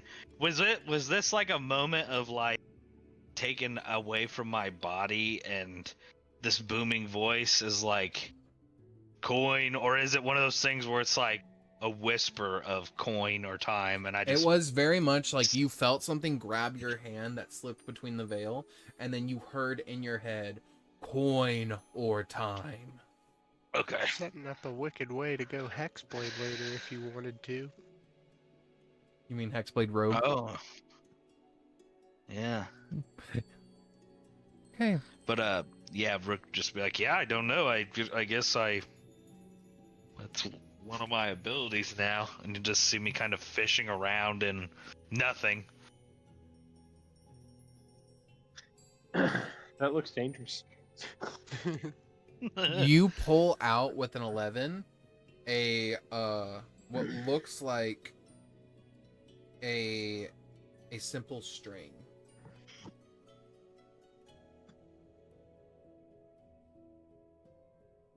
So I just pull out like a string. I would say thread, so it's thick. It's like a thick thread. Okay. And like I have either end of it, it is just a piece of thread. It's about as long as your wingspan. So from Okay. one tip to the other tip of your fingers. Well, it's usually a lot better than pocket lint or whatever this is. That's a nice rope, buddy. Is it magical? I'll ask Seymour. Do you detect magic? Detect magic?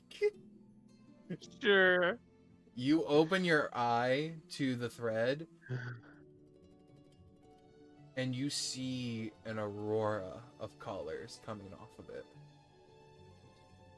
Shit. Brilliantly dancing across it like an aurora borealis. I will identify it. You cast Identify. This is not a magic item. What you are given is a name, as what he holds is a life thread. Oh. The name that he holds in his hand, in Rook's hand, Patrick's.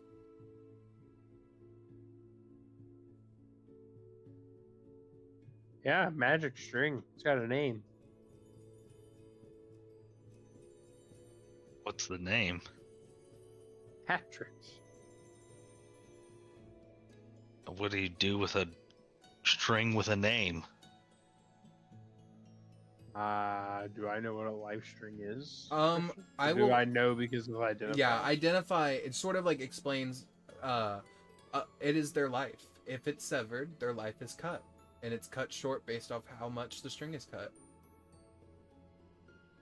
So did Oh. I cut this by taking it? No, it seems to be perfectly intact. It's just a life string.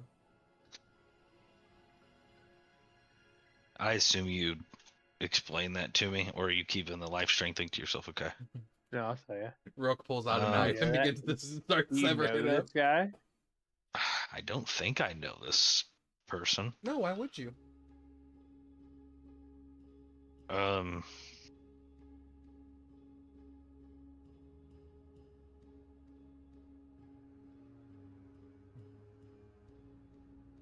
So, which end is which? Like, where's he born and where does he die? Does not tell you that. Do you wish to try to attune to a life stream? No, definitely not. That sounds like the worst idea I've ever heard. Holy shit. But to be respectful to my class and my sin, Mm-hmm. does greed try to attune me to it anyway? Greed will try, but you're the one in control. The only reason the dice automatically attuned is because the dice attune automatically to anyone that rolls them. That was a dice effect. Okay. But greed wants to attune to all the items it can.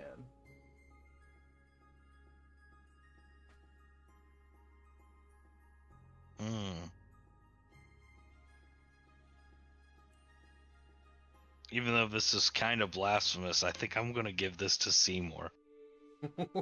Okay. Your hand struggles to let it go, and then eventually it falters, and the string just pleasantly floats over to Simour. What do you want me to do with it? Simour, as the string I don't really gets trust closer to myself with you, it. You're feeling hungry.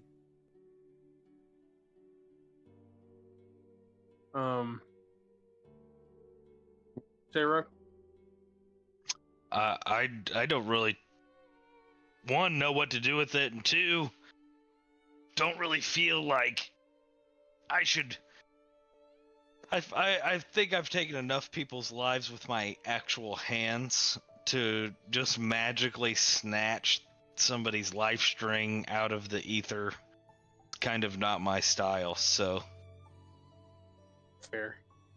whatever you want to do with it, you're more than welcome.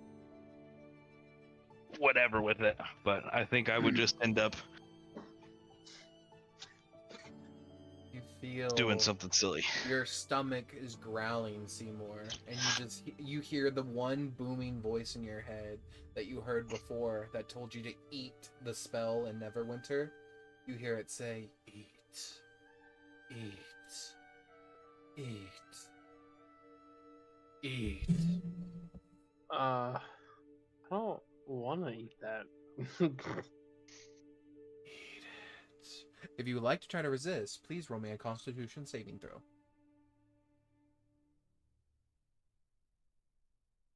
Uh, 19? You hold it back, you grip the table, and you're white knuckling the table, but your mouth, without you like you're trying to stop it, but your mouth is salivating at the thought of eating that.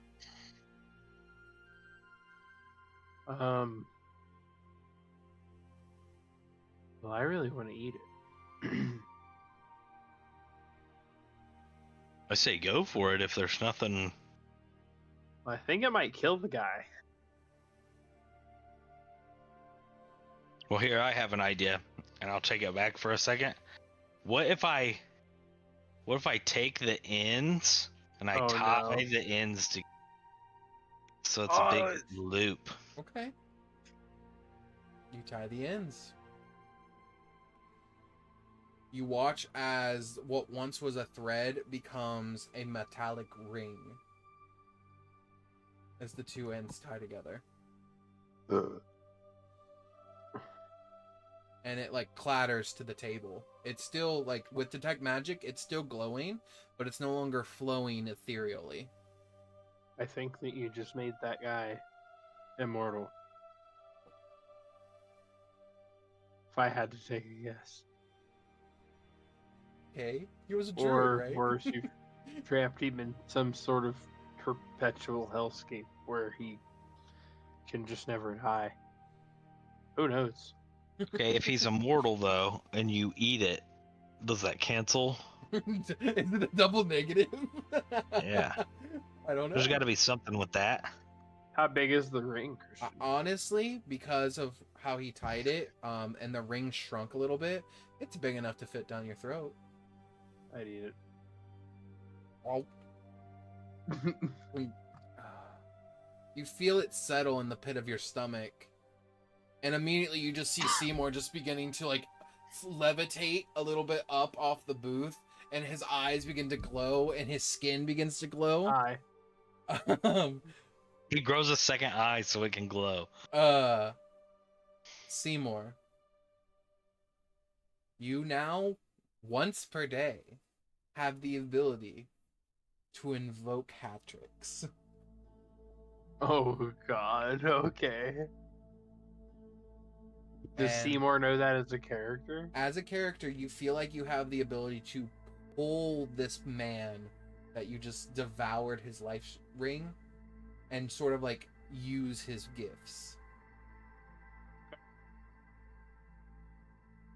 Interesting.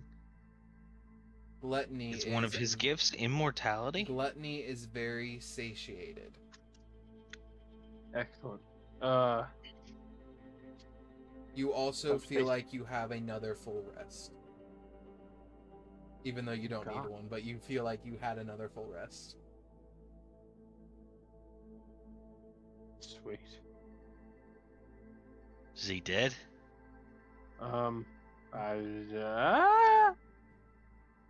Okay.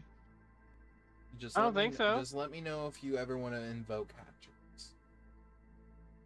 I feel like I could have a chit chat with him if I wanted to.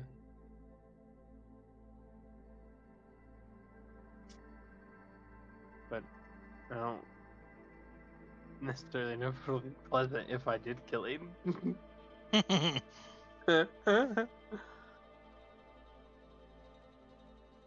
Or trap him in the internal suffering of my stomach. Well, as the train keeps on going, you guys are given your food. You guys can go rest up in any of the train cars that have beds. And I leave the rest of the day up to you. It will be exactly 3 days travel to get to Waterdeep. Hmm.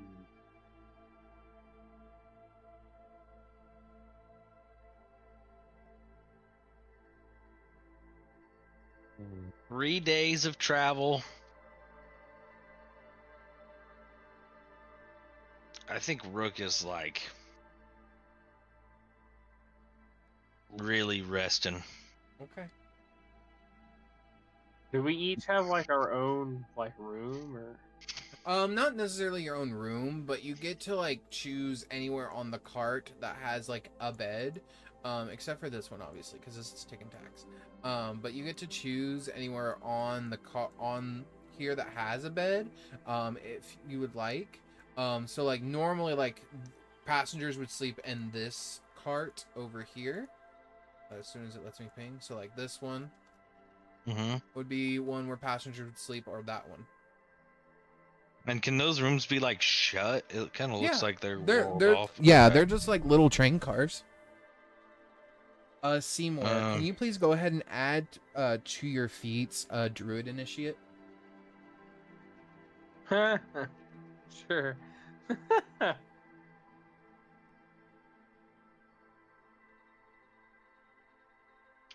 Gideon, Bjorn's gonna go lay down. Gideon, is there anything you want to do? Seeing the magic that just took place.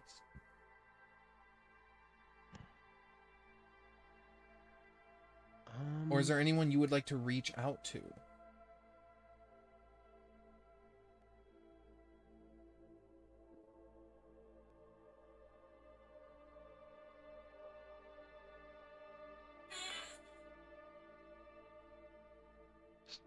Let me see. Just looking through some of my stuff.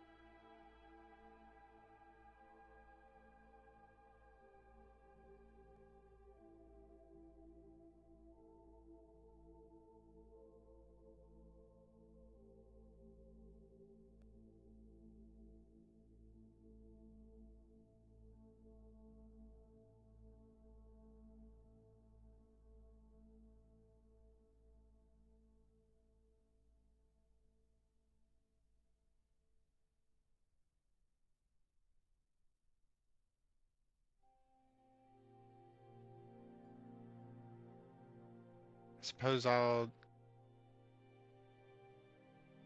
do a cantrip. What cantrip? I'm gonna do message, but I'm not gonna just point it straight up. You point it straight You up. know? Yep. And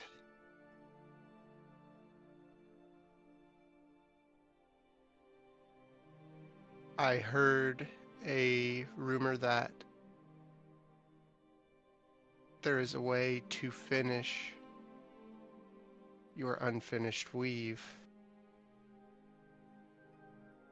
Is that something you want? I have a question for you, Seymour. Or Gideon, sorry. Gideon. Yeah.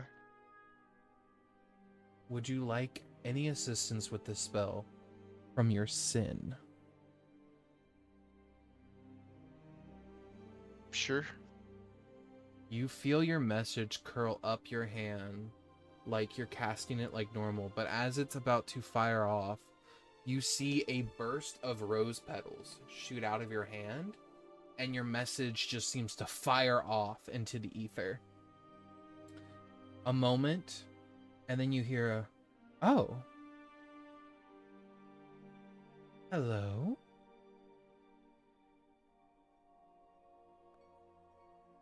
What is this about the weave being unfinished? I had an interaction with a Fey-like being, and they tried to tempt me with what they said was the quill that would finish the unwritten poem that is the weave. Who is this? This is Gideon. Gideon, how are you reaching me like this? You're not a cleric. How are... These are like divine prayers you're sending me.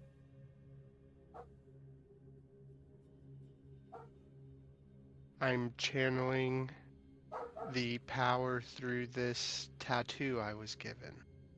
The sin of lust, of course. Gideon. Yes.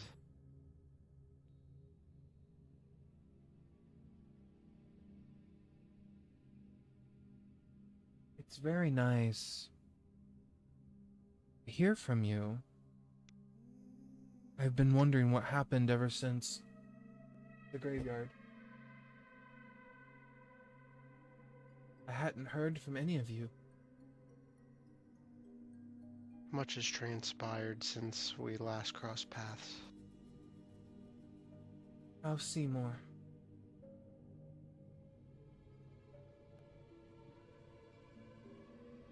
He's still Seymour, How are you? always hungry for Valid. knowledge. And Me? Yes, how are you with all this news? I'm assuming you know or were given the knowledge about your tattoo. Yes.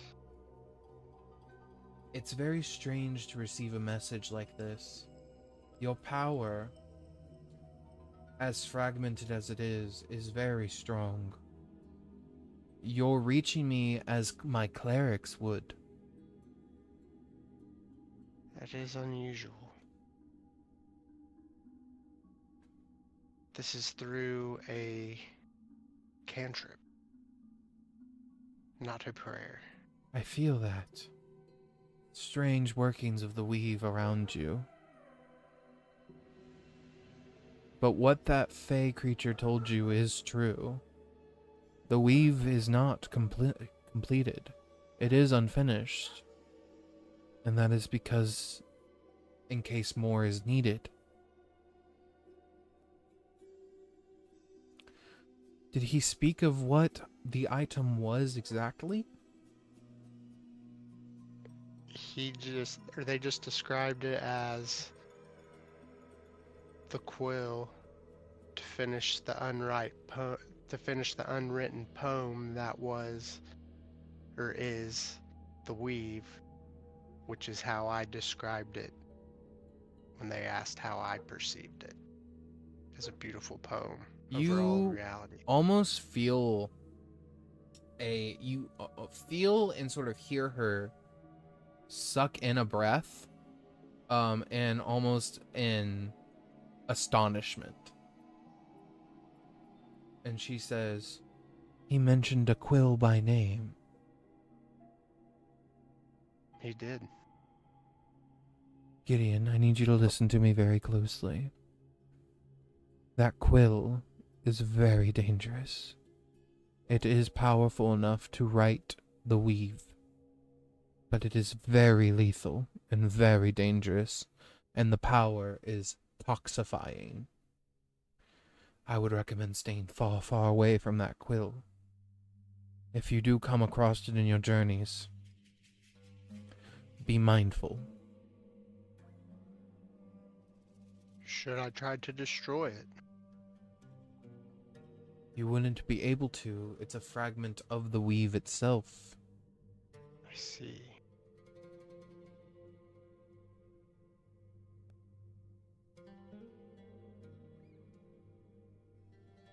There's only one thing that would be able to destroy it.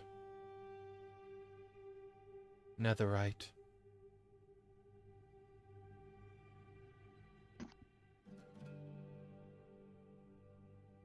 So I've heard that before. Anti-magic. A curse, a disease, left over from the age of the collapse.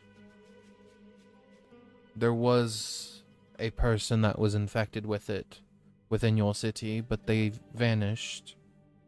I do not know where they went.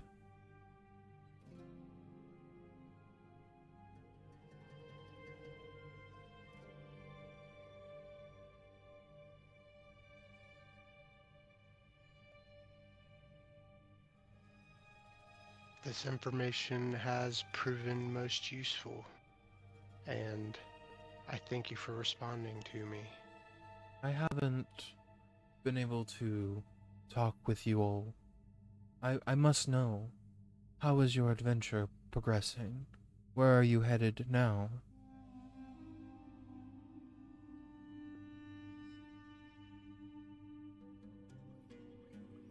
I've been looking for signs of the warded gate.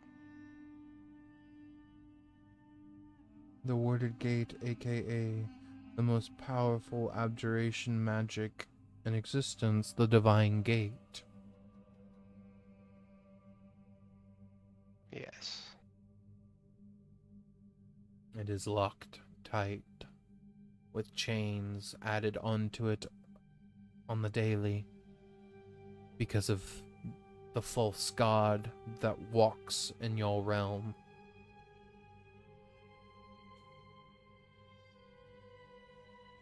If I can increase my understanding of the weave and the arcane, and if I can find the true path there, I would like to join you in your realm, not to trespass, but to become one with the weave itself. Many request this, Seymour, but none stay true to their promise. Are you willing I'm to stay Gideon. true? I'm so sorry. You are Gideon. I'm so fucking sorry. That was the DM. It's okay. I was just gonna let it roll. That was the DM. Many do not stay true to this, Gideon.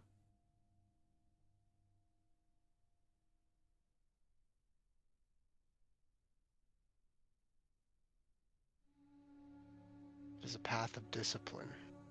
I'm well aware. Why have you left Neverwinter?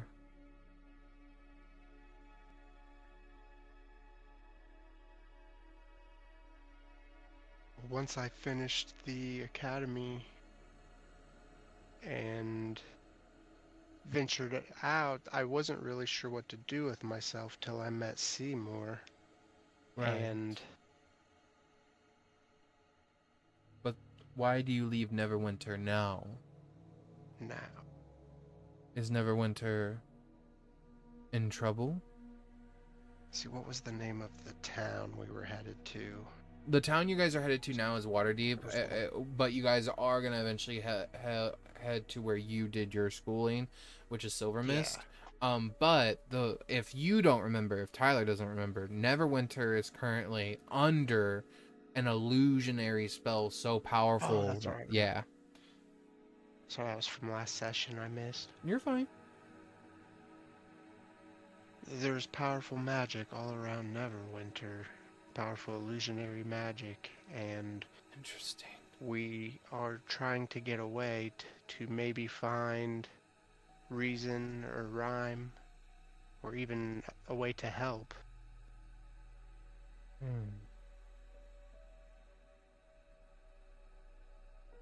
Thank you for that information. That must be why the part of the weave is chaotic. It's being pulled in that direction. Gideon, one other thing you must note. The schools of magic, they're dying.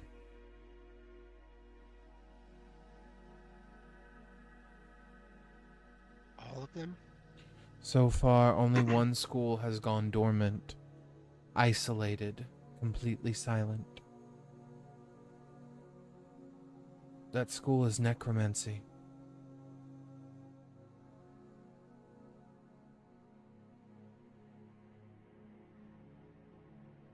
How strange. While it is a vile magic, it is vital to the weave. I must go, Gideon. The weave is becoming unstable again. Magic is being pulled. I'm assuming funneled to Neverwinter. I have to pull as much as I can back. It's gonna cause too big of a hole. They might escape. I have to go. Understand. Farewell.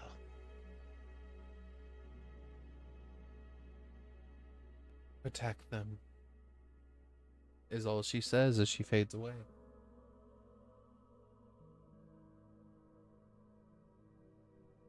Do you head off to bed? Yeah.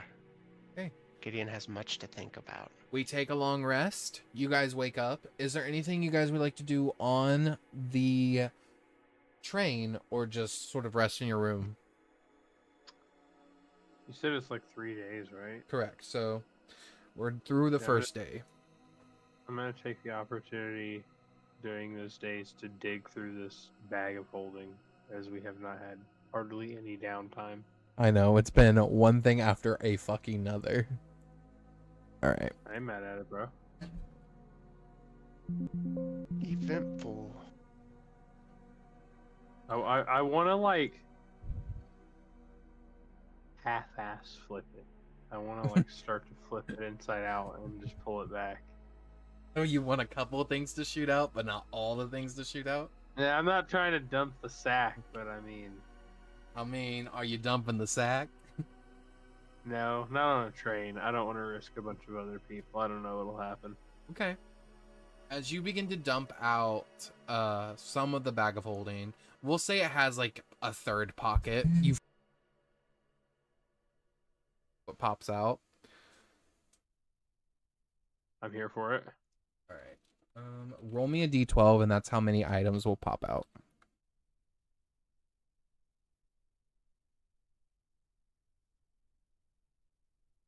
9. Okay, that's not bad. That's not a bad number. No.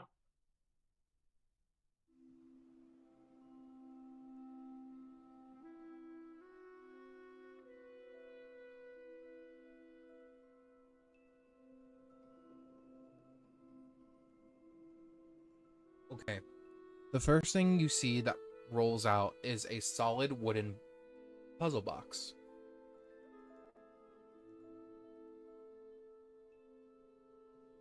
Yeah, one more time, sir. I'm so sorry. So sorry, my bad. A solid wooden puzzle box.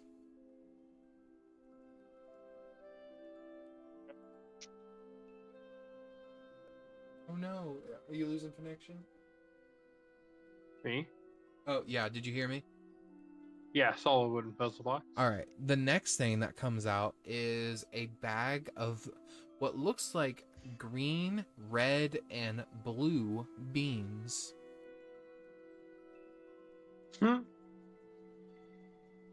Okay. Next is a small silver bell.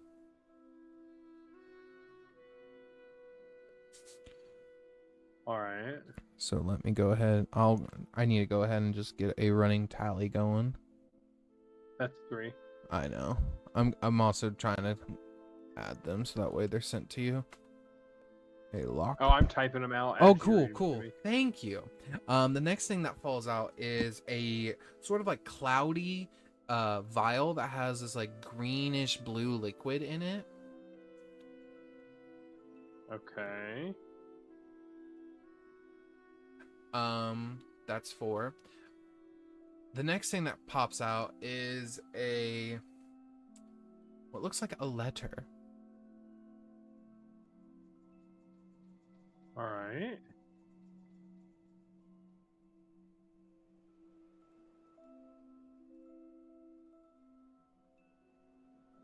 Second, there we go. The next thing that pops out is a candle, like a simple black candle. A black candle. Mm-hmm. Okay. Finally, or sorry, not finally. That's what? That's 6, I think. Yeah, this will be 7. Yeah, whatever 7. you're reading here. The next one is a faded portrait sketch. Okay.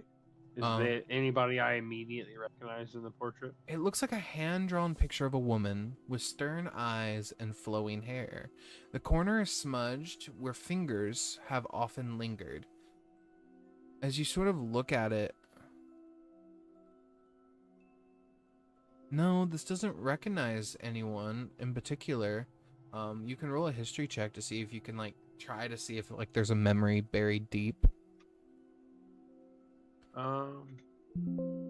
That's right. We'll do the rest of the things, and then I'm gonna Okay. dedicate my time on the last day here to identifying all this stuff and whatnot. All right. So number 8, right? Yes. Okay. You see a Yes, sir. a looks like a sealed vial that has gray dust in it. All right. And the final thing that pops out is a scroll case that is marked in common, do not open. Okay. Excellent.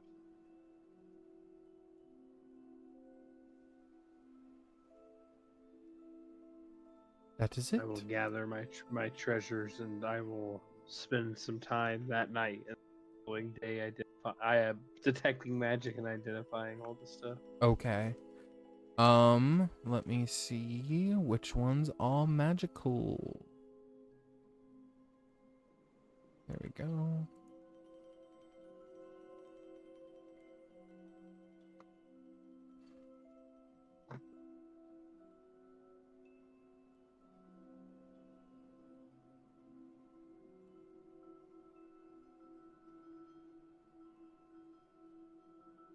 There we go. Okay.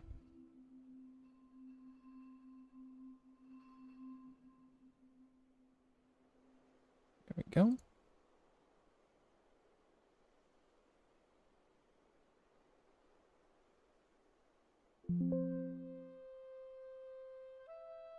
Shit.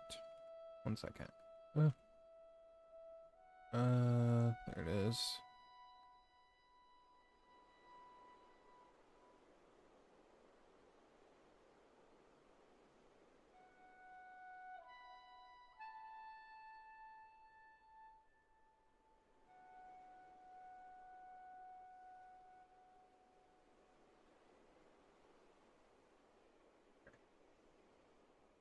Oh shit. My bad.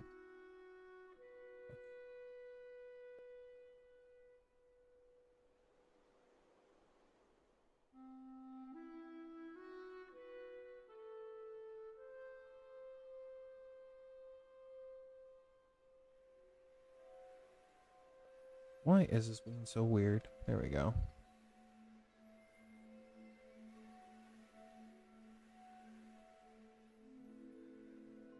That works.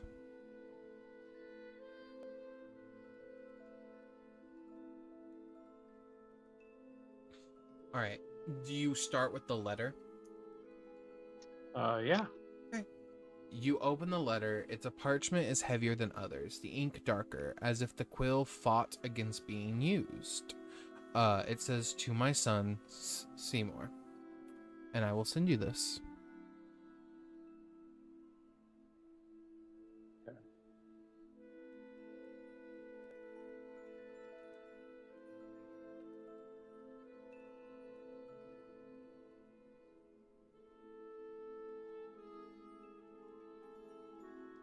I wrote pinned in DMs in my notes on Simour Scrolls. Yeah.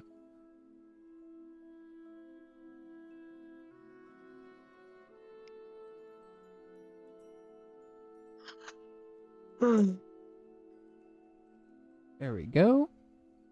Excuse me. No, you're fine. As for the rest of the items that you have, the puzzle box itself is magic, or it has magic on it. When you identify it, you find that the spell Arcane Lock was placed on it. The only way to break the Arcane Lock is either with a similarly powerful knock spell, would need to be cast at 6th level, or you need to solve the puzzle.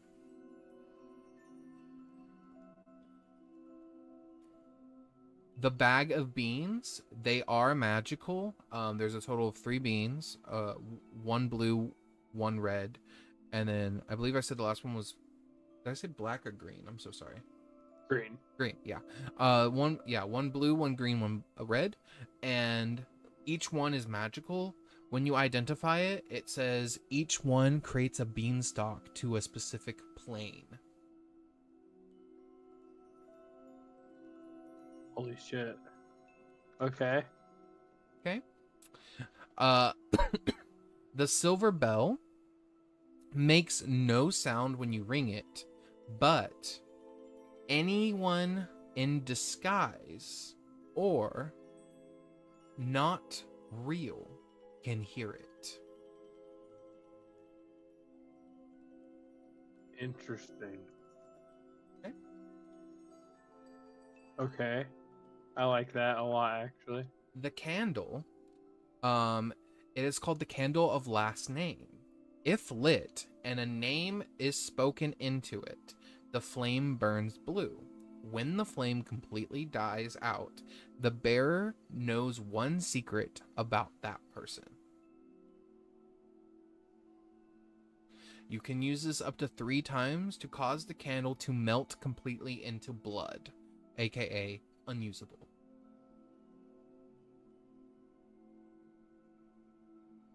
True. Okay. The next thing is the vial with the cloudiness and like the teal blue liquid. You notice that Okay. there is a spell placed. 1 second. No way. There is a spell placed on the actual contents of the vial. To break said spell would be just to open the vial and it would break the spell. The spell in question is imprisonment. Oh. Okay. Want to turn that camera on? Jesus hell.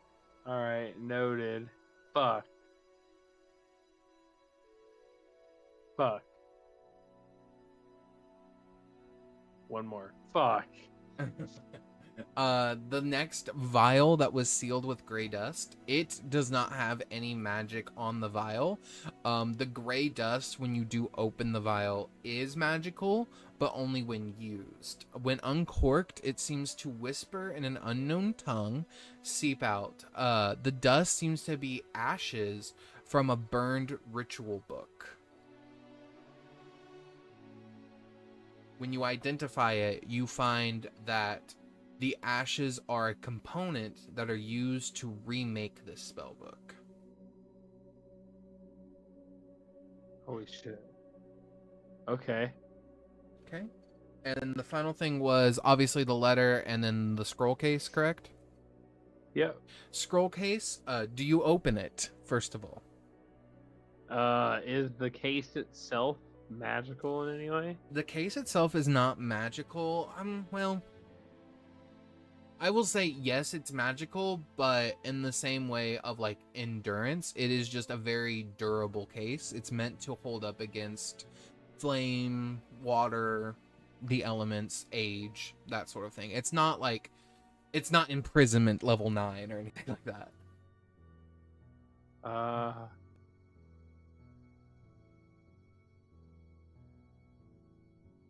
No, I'm not gonna open it on the train. Okay, It'll have to wait. understood. As for the letter, I will send it to you.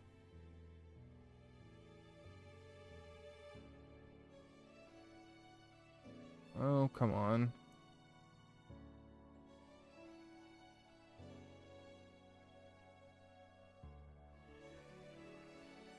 There we go.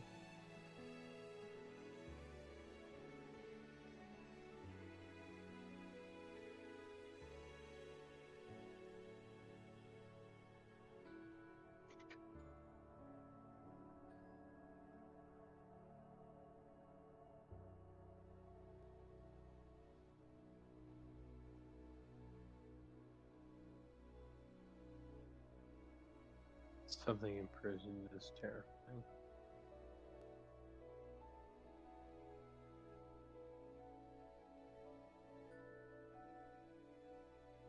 Hey. Oh, shit. I had to send it half and half. There's that. There's that. There we go. Okay. Rook, is there anything you would like to do on the train?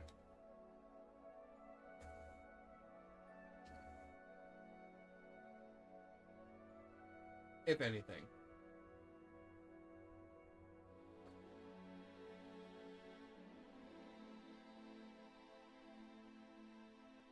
Dun dun. You there? Hello? You, are you muted?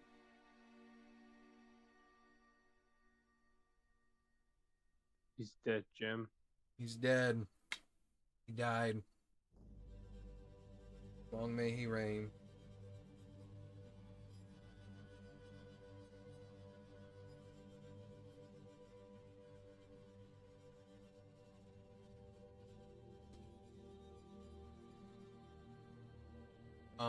I guess while Rook is doing his thing, Gideon, it is the next morning. Is there anything Gideon would like to do? He's stuck on a train.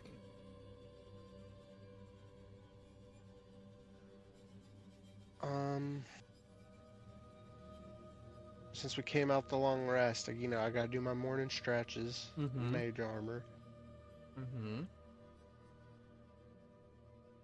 Other than that, I think he would want some breakfast.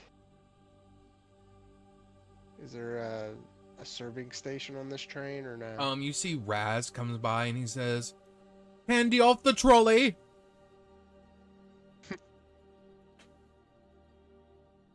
I'll take a little candy. It's not the healthiest choice, but beggars can't be choosers. I'll have you know that our candy is actually protein candy. Ah, now you're speaking my language. He drops you a protein chocolate bar. The thing has some heft to it. It actually weighs about 5 pounds. And it tastes like ass. Yes. Gritty milk. It's an acquired taste. Gideon, in your room, as you're eating, you notice your spell book is open on the table in front of you. That's unusual. I never leave that open. Who's been going through my book? You see there's actually a spell written that was not there before. Is it in a language that I can read? Yeah. What is the spell? Go here real quick.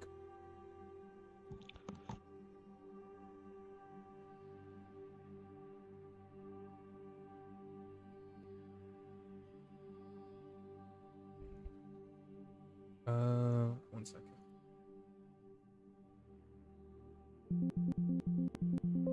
Why is it being weird?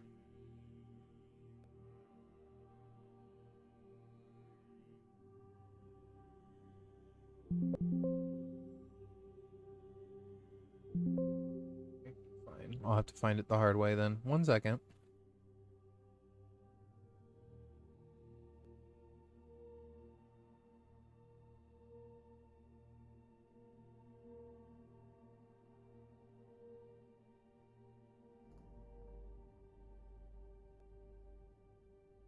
There it is.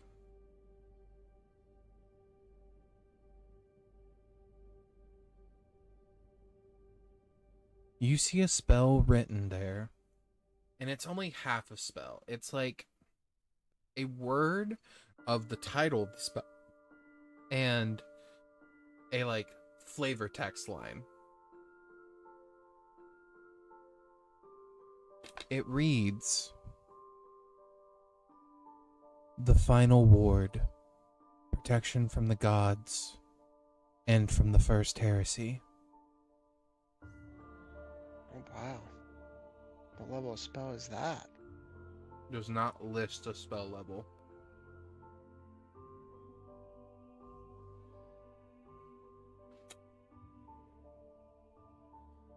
I can only assume this is I- from you, my lady.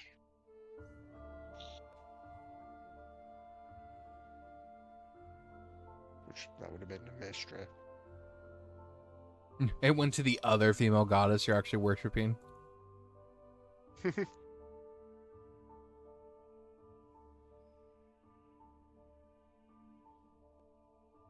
The note that is attached beneath it, written in more of a like sort of like a calligraphy, like softer tone, says, "To protect yourself and them, but please note, gods do not forgive you for shielding their eyes."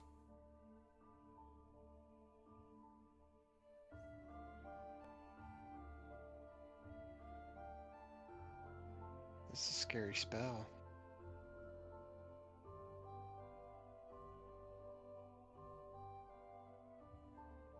To need protection from a god is not a great sign of things to come. But I pray I never need to use it. But you see on if I the need to, yeah, you see I on understand. on the spell page, you see a bunch of things written out, not connected. It's almost as if like she's giving you the workings of the spell and she wants you to figure it out. Gotcha. So if you would like to attempt, go ahead and roll me an Arcana check.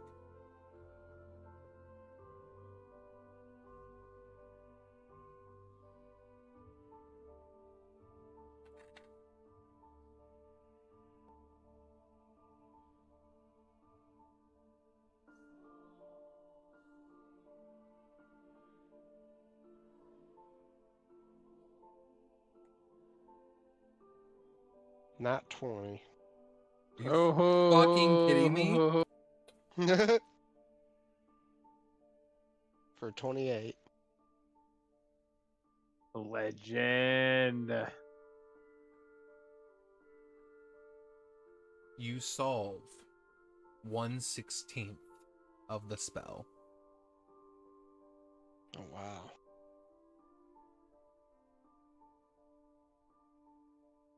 It's all coming together. As the spell begins to line up in your spell book, you realize you have this section completed and it's good, and you attempt to move on to the next one and you realize it's already nighttime. That's how long you've been working on this. Oh, wow. You skipped lunch, pre-workout, dinner, and your after evening workout. I'm famished. Seymour, What you doing? Yes.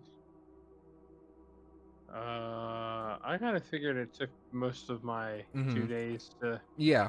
identify all my stuff. Yep. So we'll go to the next day, and then Gideon, do you want to try to roll another Arcana check to solve more of the spell? Sure. Go ahead. See what happens.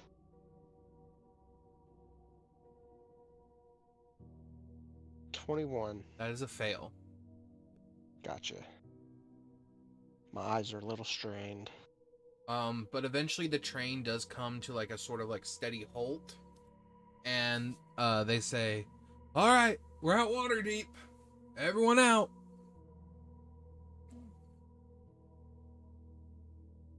Collect my things. Same, yeah. Make sure I gather all my shit back into the bag of holding. Okay.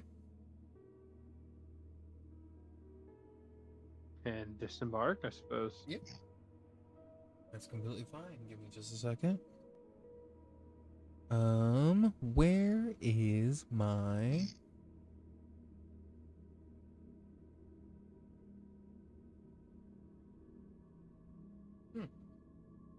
Wish you could search for them by name, like maps. Like, I mean, I know you can search for them in order, but I wish I could have like a search bar to search my map names. No, I get it. The curse of having too many maps.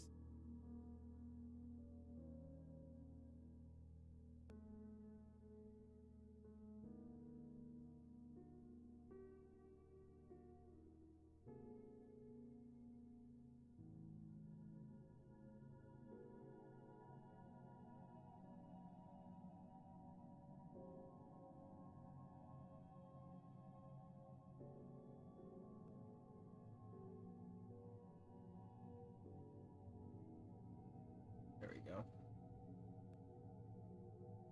So, we are left off here in Waterdeep. You guys are at the North Gate. Once I spawn you all in. So they were entering from the North Gate. As you guys sort of are led in, yeah, this is new Waterdeep. It has since been rebuilt after the 100-year explosion. Wow. Yeah. Whoa.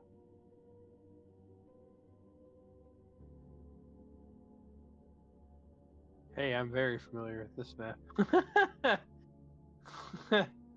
The explosion? Christian? Okay. The Gotcha. explosion. But yeah, you sort of can look around, and you can just head straight to your school if you want. If you want to head to where your school is located in New Waterdeep, it is going to be located more than likely over in the Castle Ward. That's where they're going to put the new wizard schools. Okay. But as you guys sort of get out and sort of look around, you realize it's pretty dark outside, actually. It's not early in the morning. It's about like 6 o'clock in the evening. It's getting dark. I cast light. A blast of Like light echoes out in 30 feet. It's on my wizard hat. Huh? It's on my wizard hat, he says. The wizard hat also looks like it has abs to you, Seymour. I hate Damn, I it. should have done it on my abs. Okay. Would have had glistening abs. So you guys look around. Would you guys like to walk all the way to the castle ward or find a taxi? Your choice.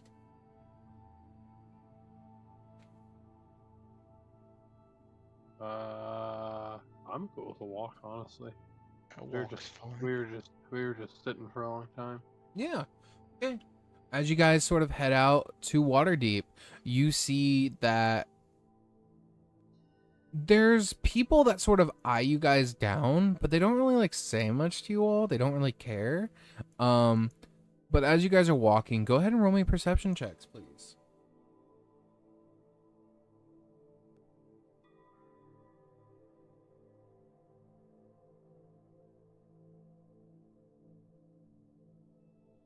16. 12. With the 16, Gideon, you sort of notice that, strangely enough, you catch on first before Simour. The magic in the air is gone here.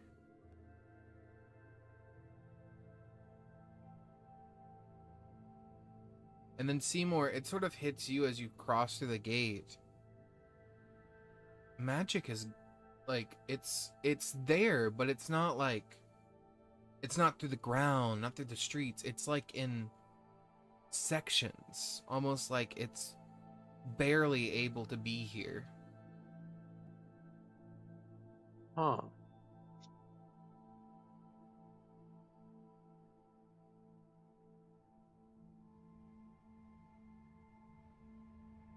As you guys cross through this What gate, the fuck's going on here, Gideon?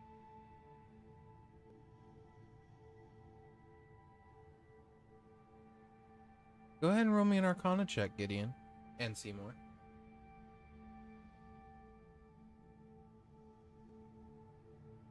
Dirty 20. 21. So you guys sort of like look around. You don't see any plurific spellcasters or anyone casting anything. You sort of look around.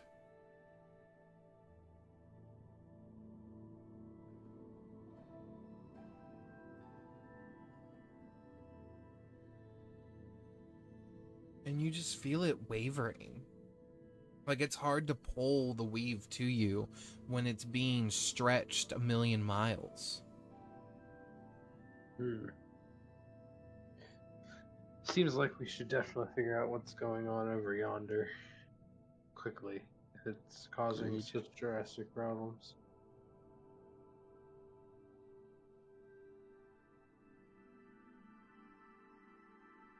But as you all continue your walk, you begin to see people not really outside in the town. There's a few people every now and again, but there's hardly anyone. The streets are laid bare for the most part. You eventually cross a guard as he crosses the road, and he says, hello? Are you all heading to the tavern for lockout?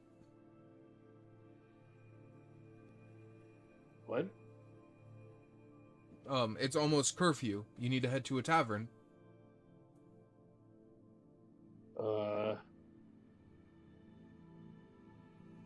Sure. Where's the closest one? You can either head to the one over in Troll Skull or the Sword Maiden. Recently adapted. Good. Which one's less unsavory? Less would probably be the Sword Maiden. Come, I can take you. Alright, I tell you. You guys sort of head over there to the Sword Maiden. And as you guys get in, let me switch to a tavern. Guess which tavern map I'm going to use. No. You Yes, can't make me. I did. That's not there. You can't make me guess, though. You're right, I can't, but I did. God damn it, I knew it. I knew it! I did it. This guy's deported. Deported, he says. Book. There you all are.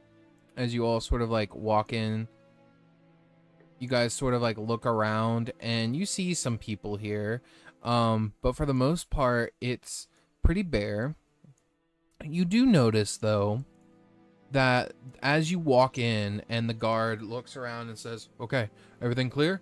The two people behind the tavern, like the bar, say, "Yeah, it's good.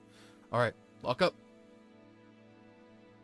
They immediately walk to the door and they throw the latches on, and you see them scoot like a heavy like banister or cupboard in front of the door, and they go back to behind the counter cleaning. What the fuck? One of them walks over to you and says, "Can I get you gentlemen anything?"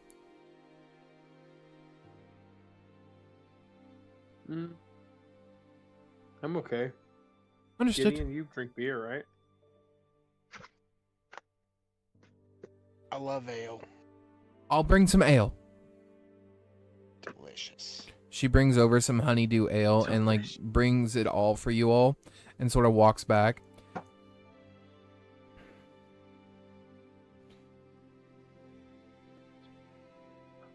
Go. So, what's going on in your city here? She sort of looks and says, as she's handing out the ale, "Oh, apologies. You're new. I did not know. I just thought maybe you were from another part of the town and you got stuck for the lockout.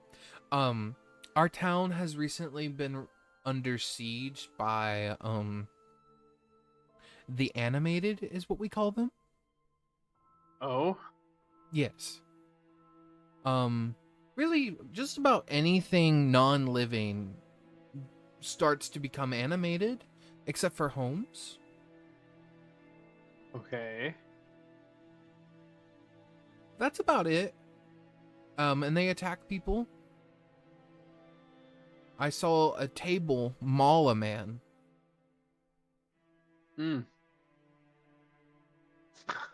Horrifying. Yes, What the hell? yes, especially when it's like center part split open and devoured him, but it doesn't have like a stomach, so he just kind of fell through, shredded by wood.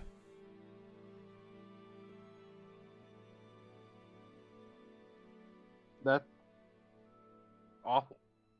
Yes. Well, don't worry, as long as you're inside a home, normally nothing happens. I have scooted away from the table and stood up out of my chair. Okay. I will be standing while we are here. Well, if you do need anything, please let me know. Thanks. Wonderful. And she heads back.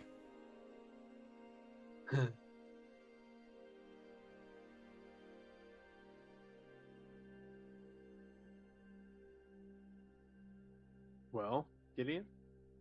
Gideon's just slowly sipping his ale. Like, look, I only got a limited amount of time to sit in this fucking chair. What the fuck's going on here? I paused it, don't worry.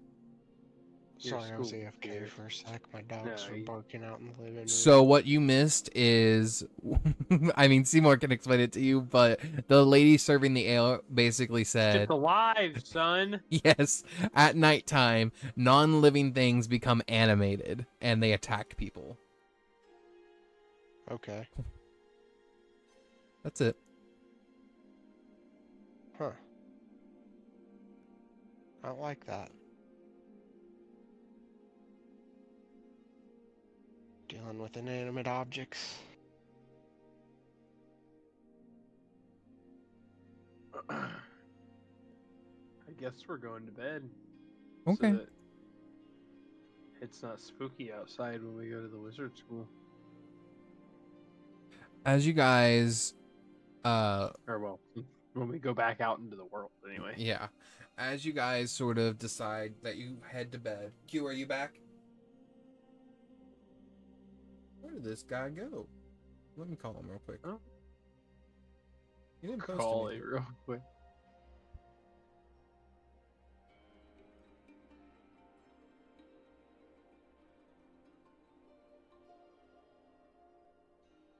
Do you fall in the toilet? Don't fall in the toilet. Fell asleep at his desk, bro. Happens the best. Oh shit. Fully did. Poor dude, he passed the fuck out. So, Wore out today. I will go ahead and let you guys get a long rest in, and we can pick up next time, because as you guys do wake up, you guys will come downstairs to see that the furniture has become animated. And we'll pick up God next damn time it. in a combat. I'll go ahead and This just queue needs move. a real life long rest. Yes, I will go ahead and move in my animated tables. My animated knives. Not the animated knives. Oh god.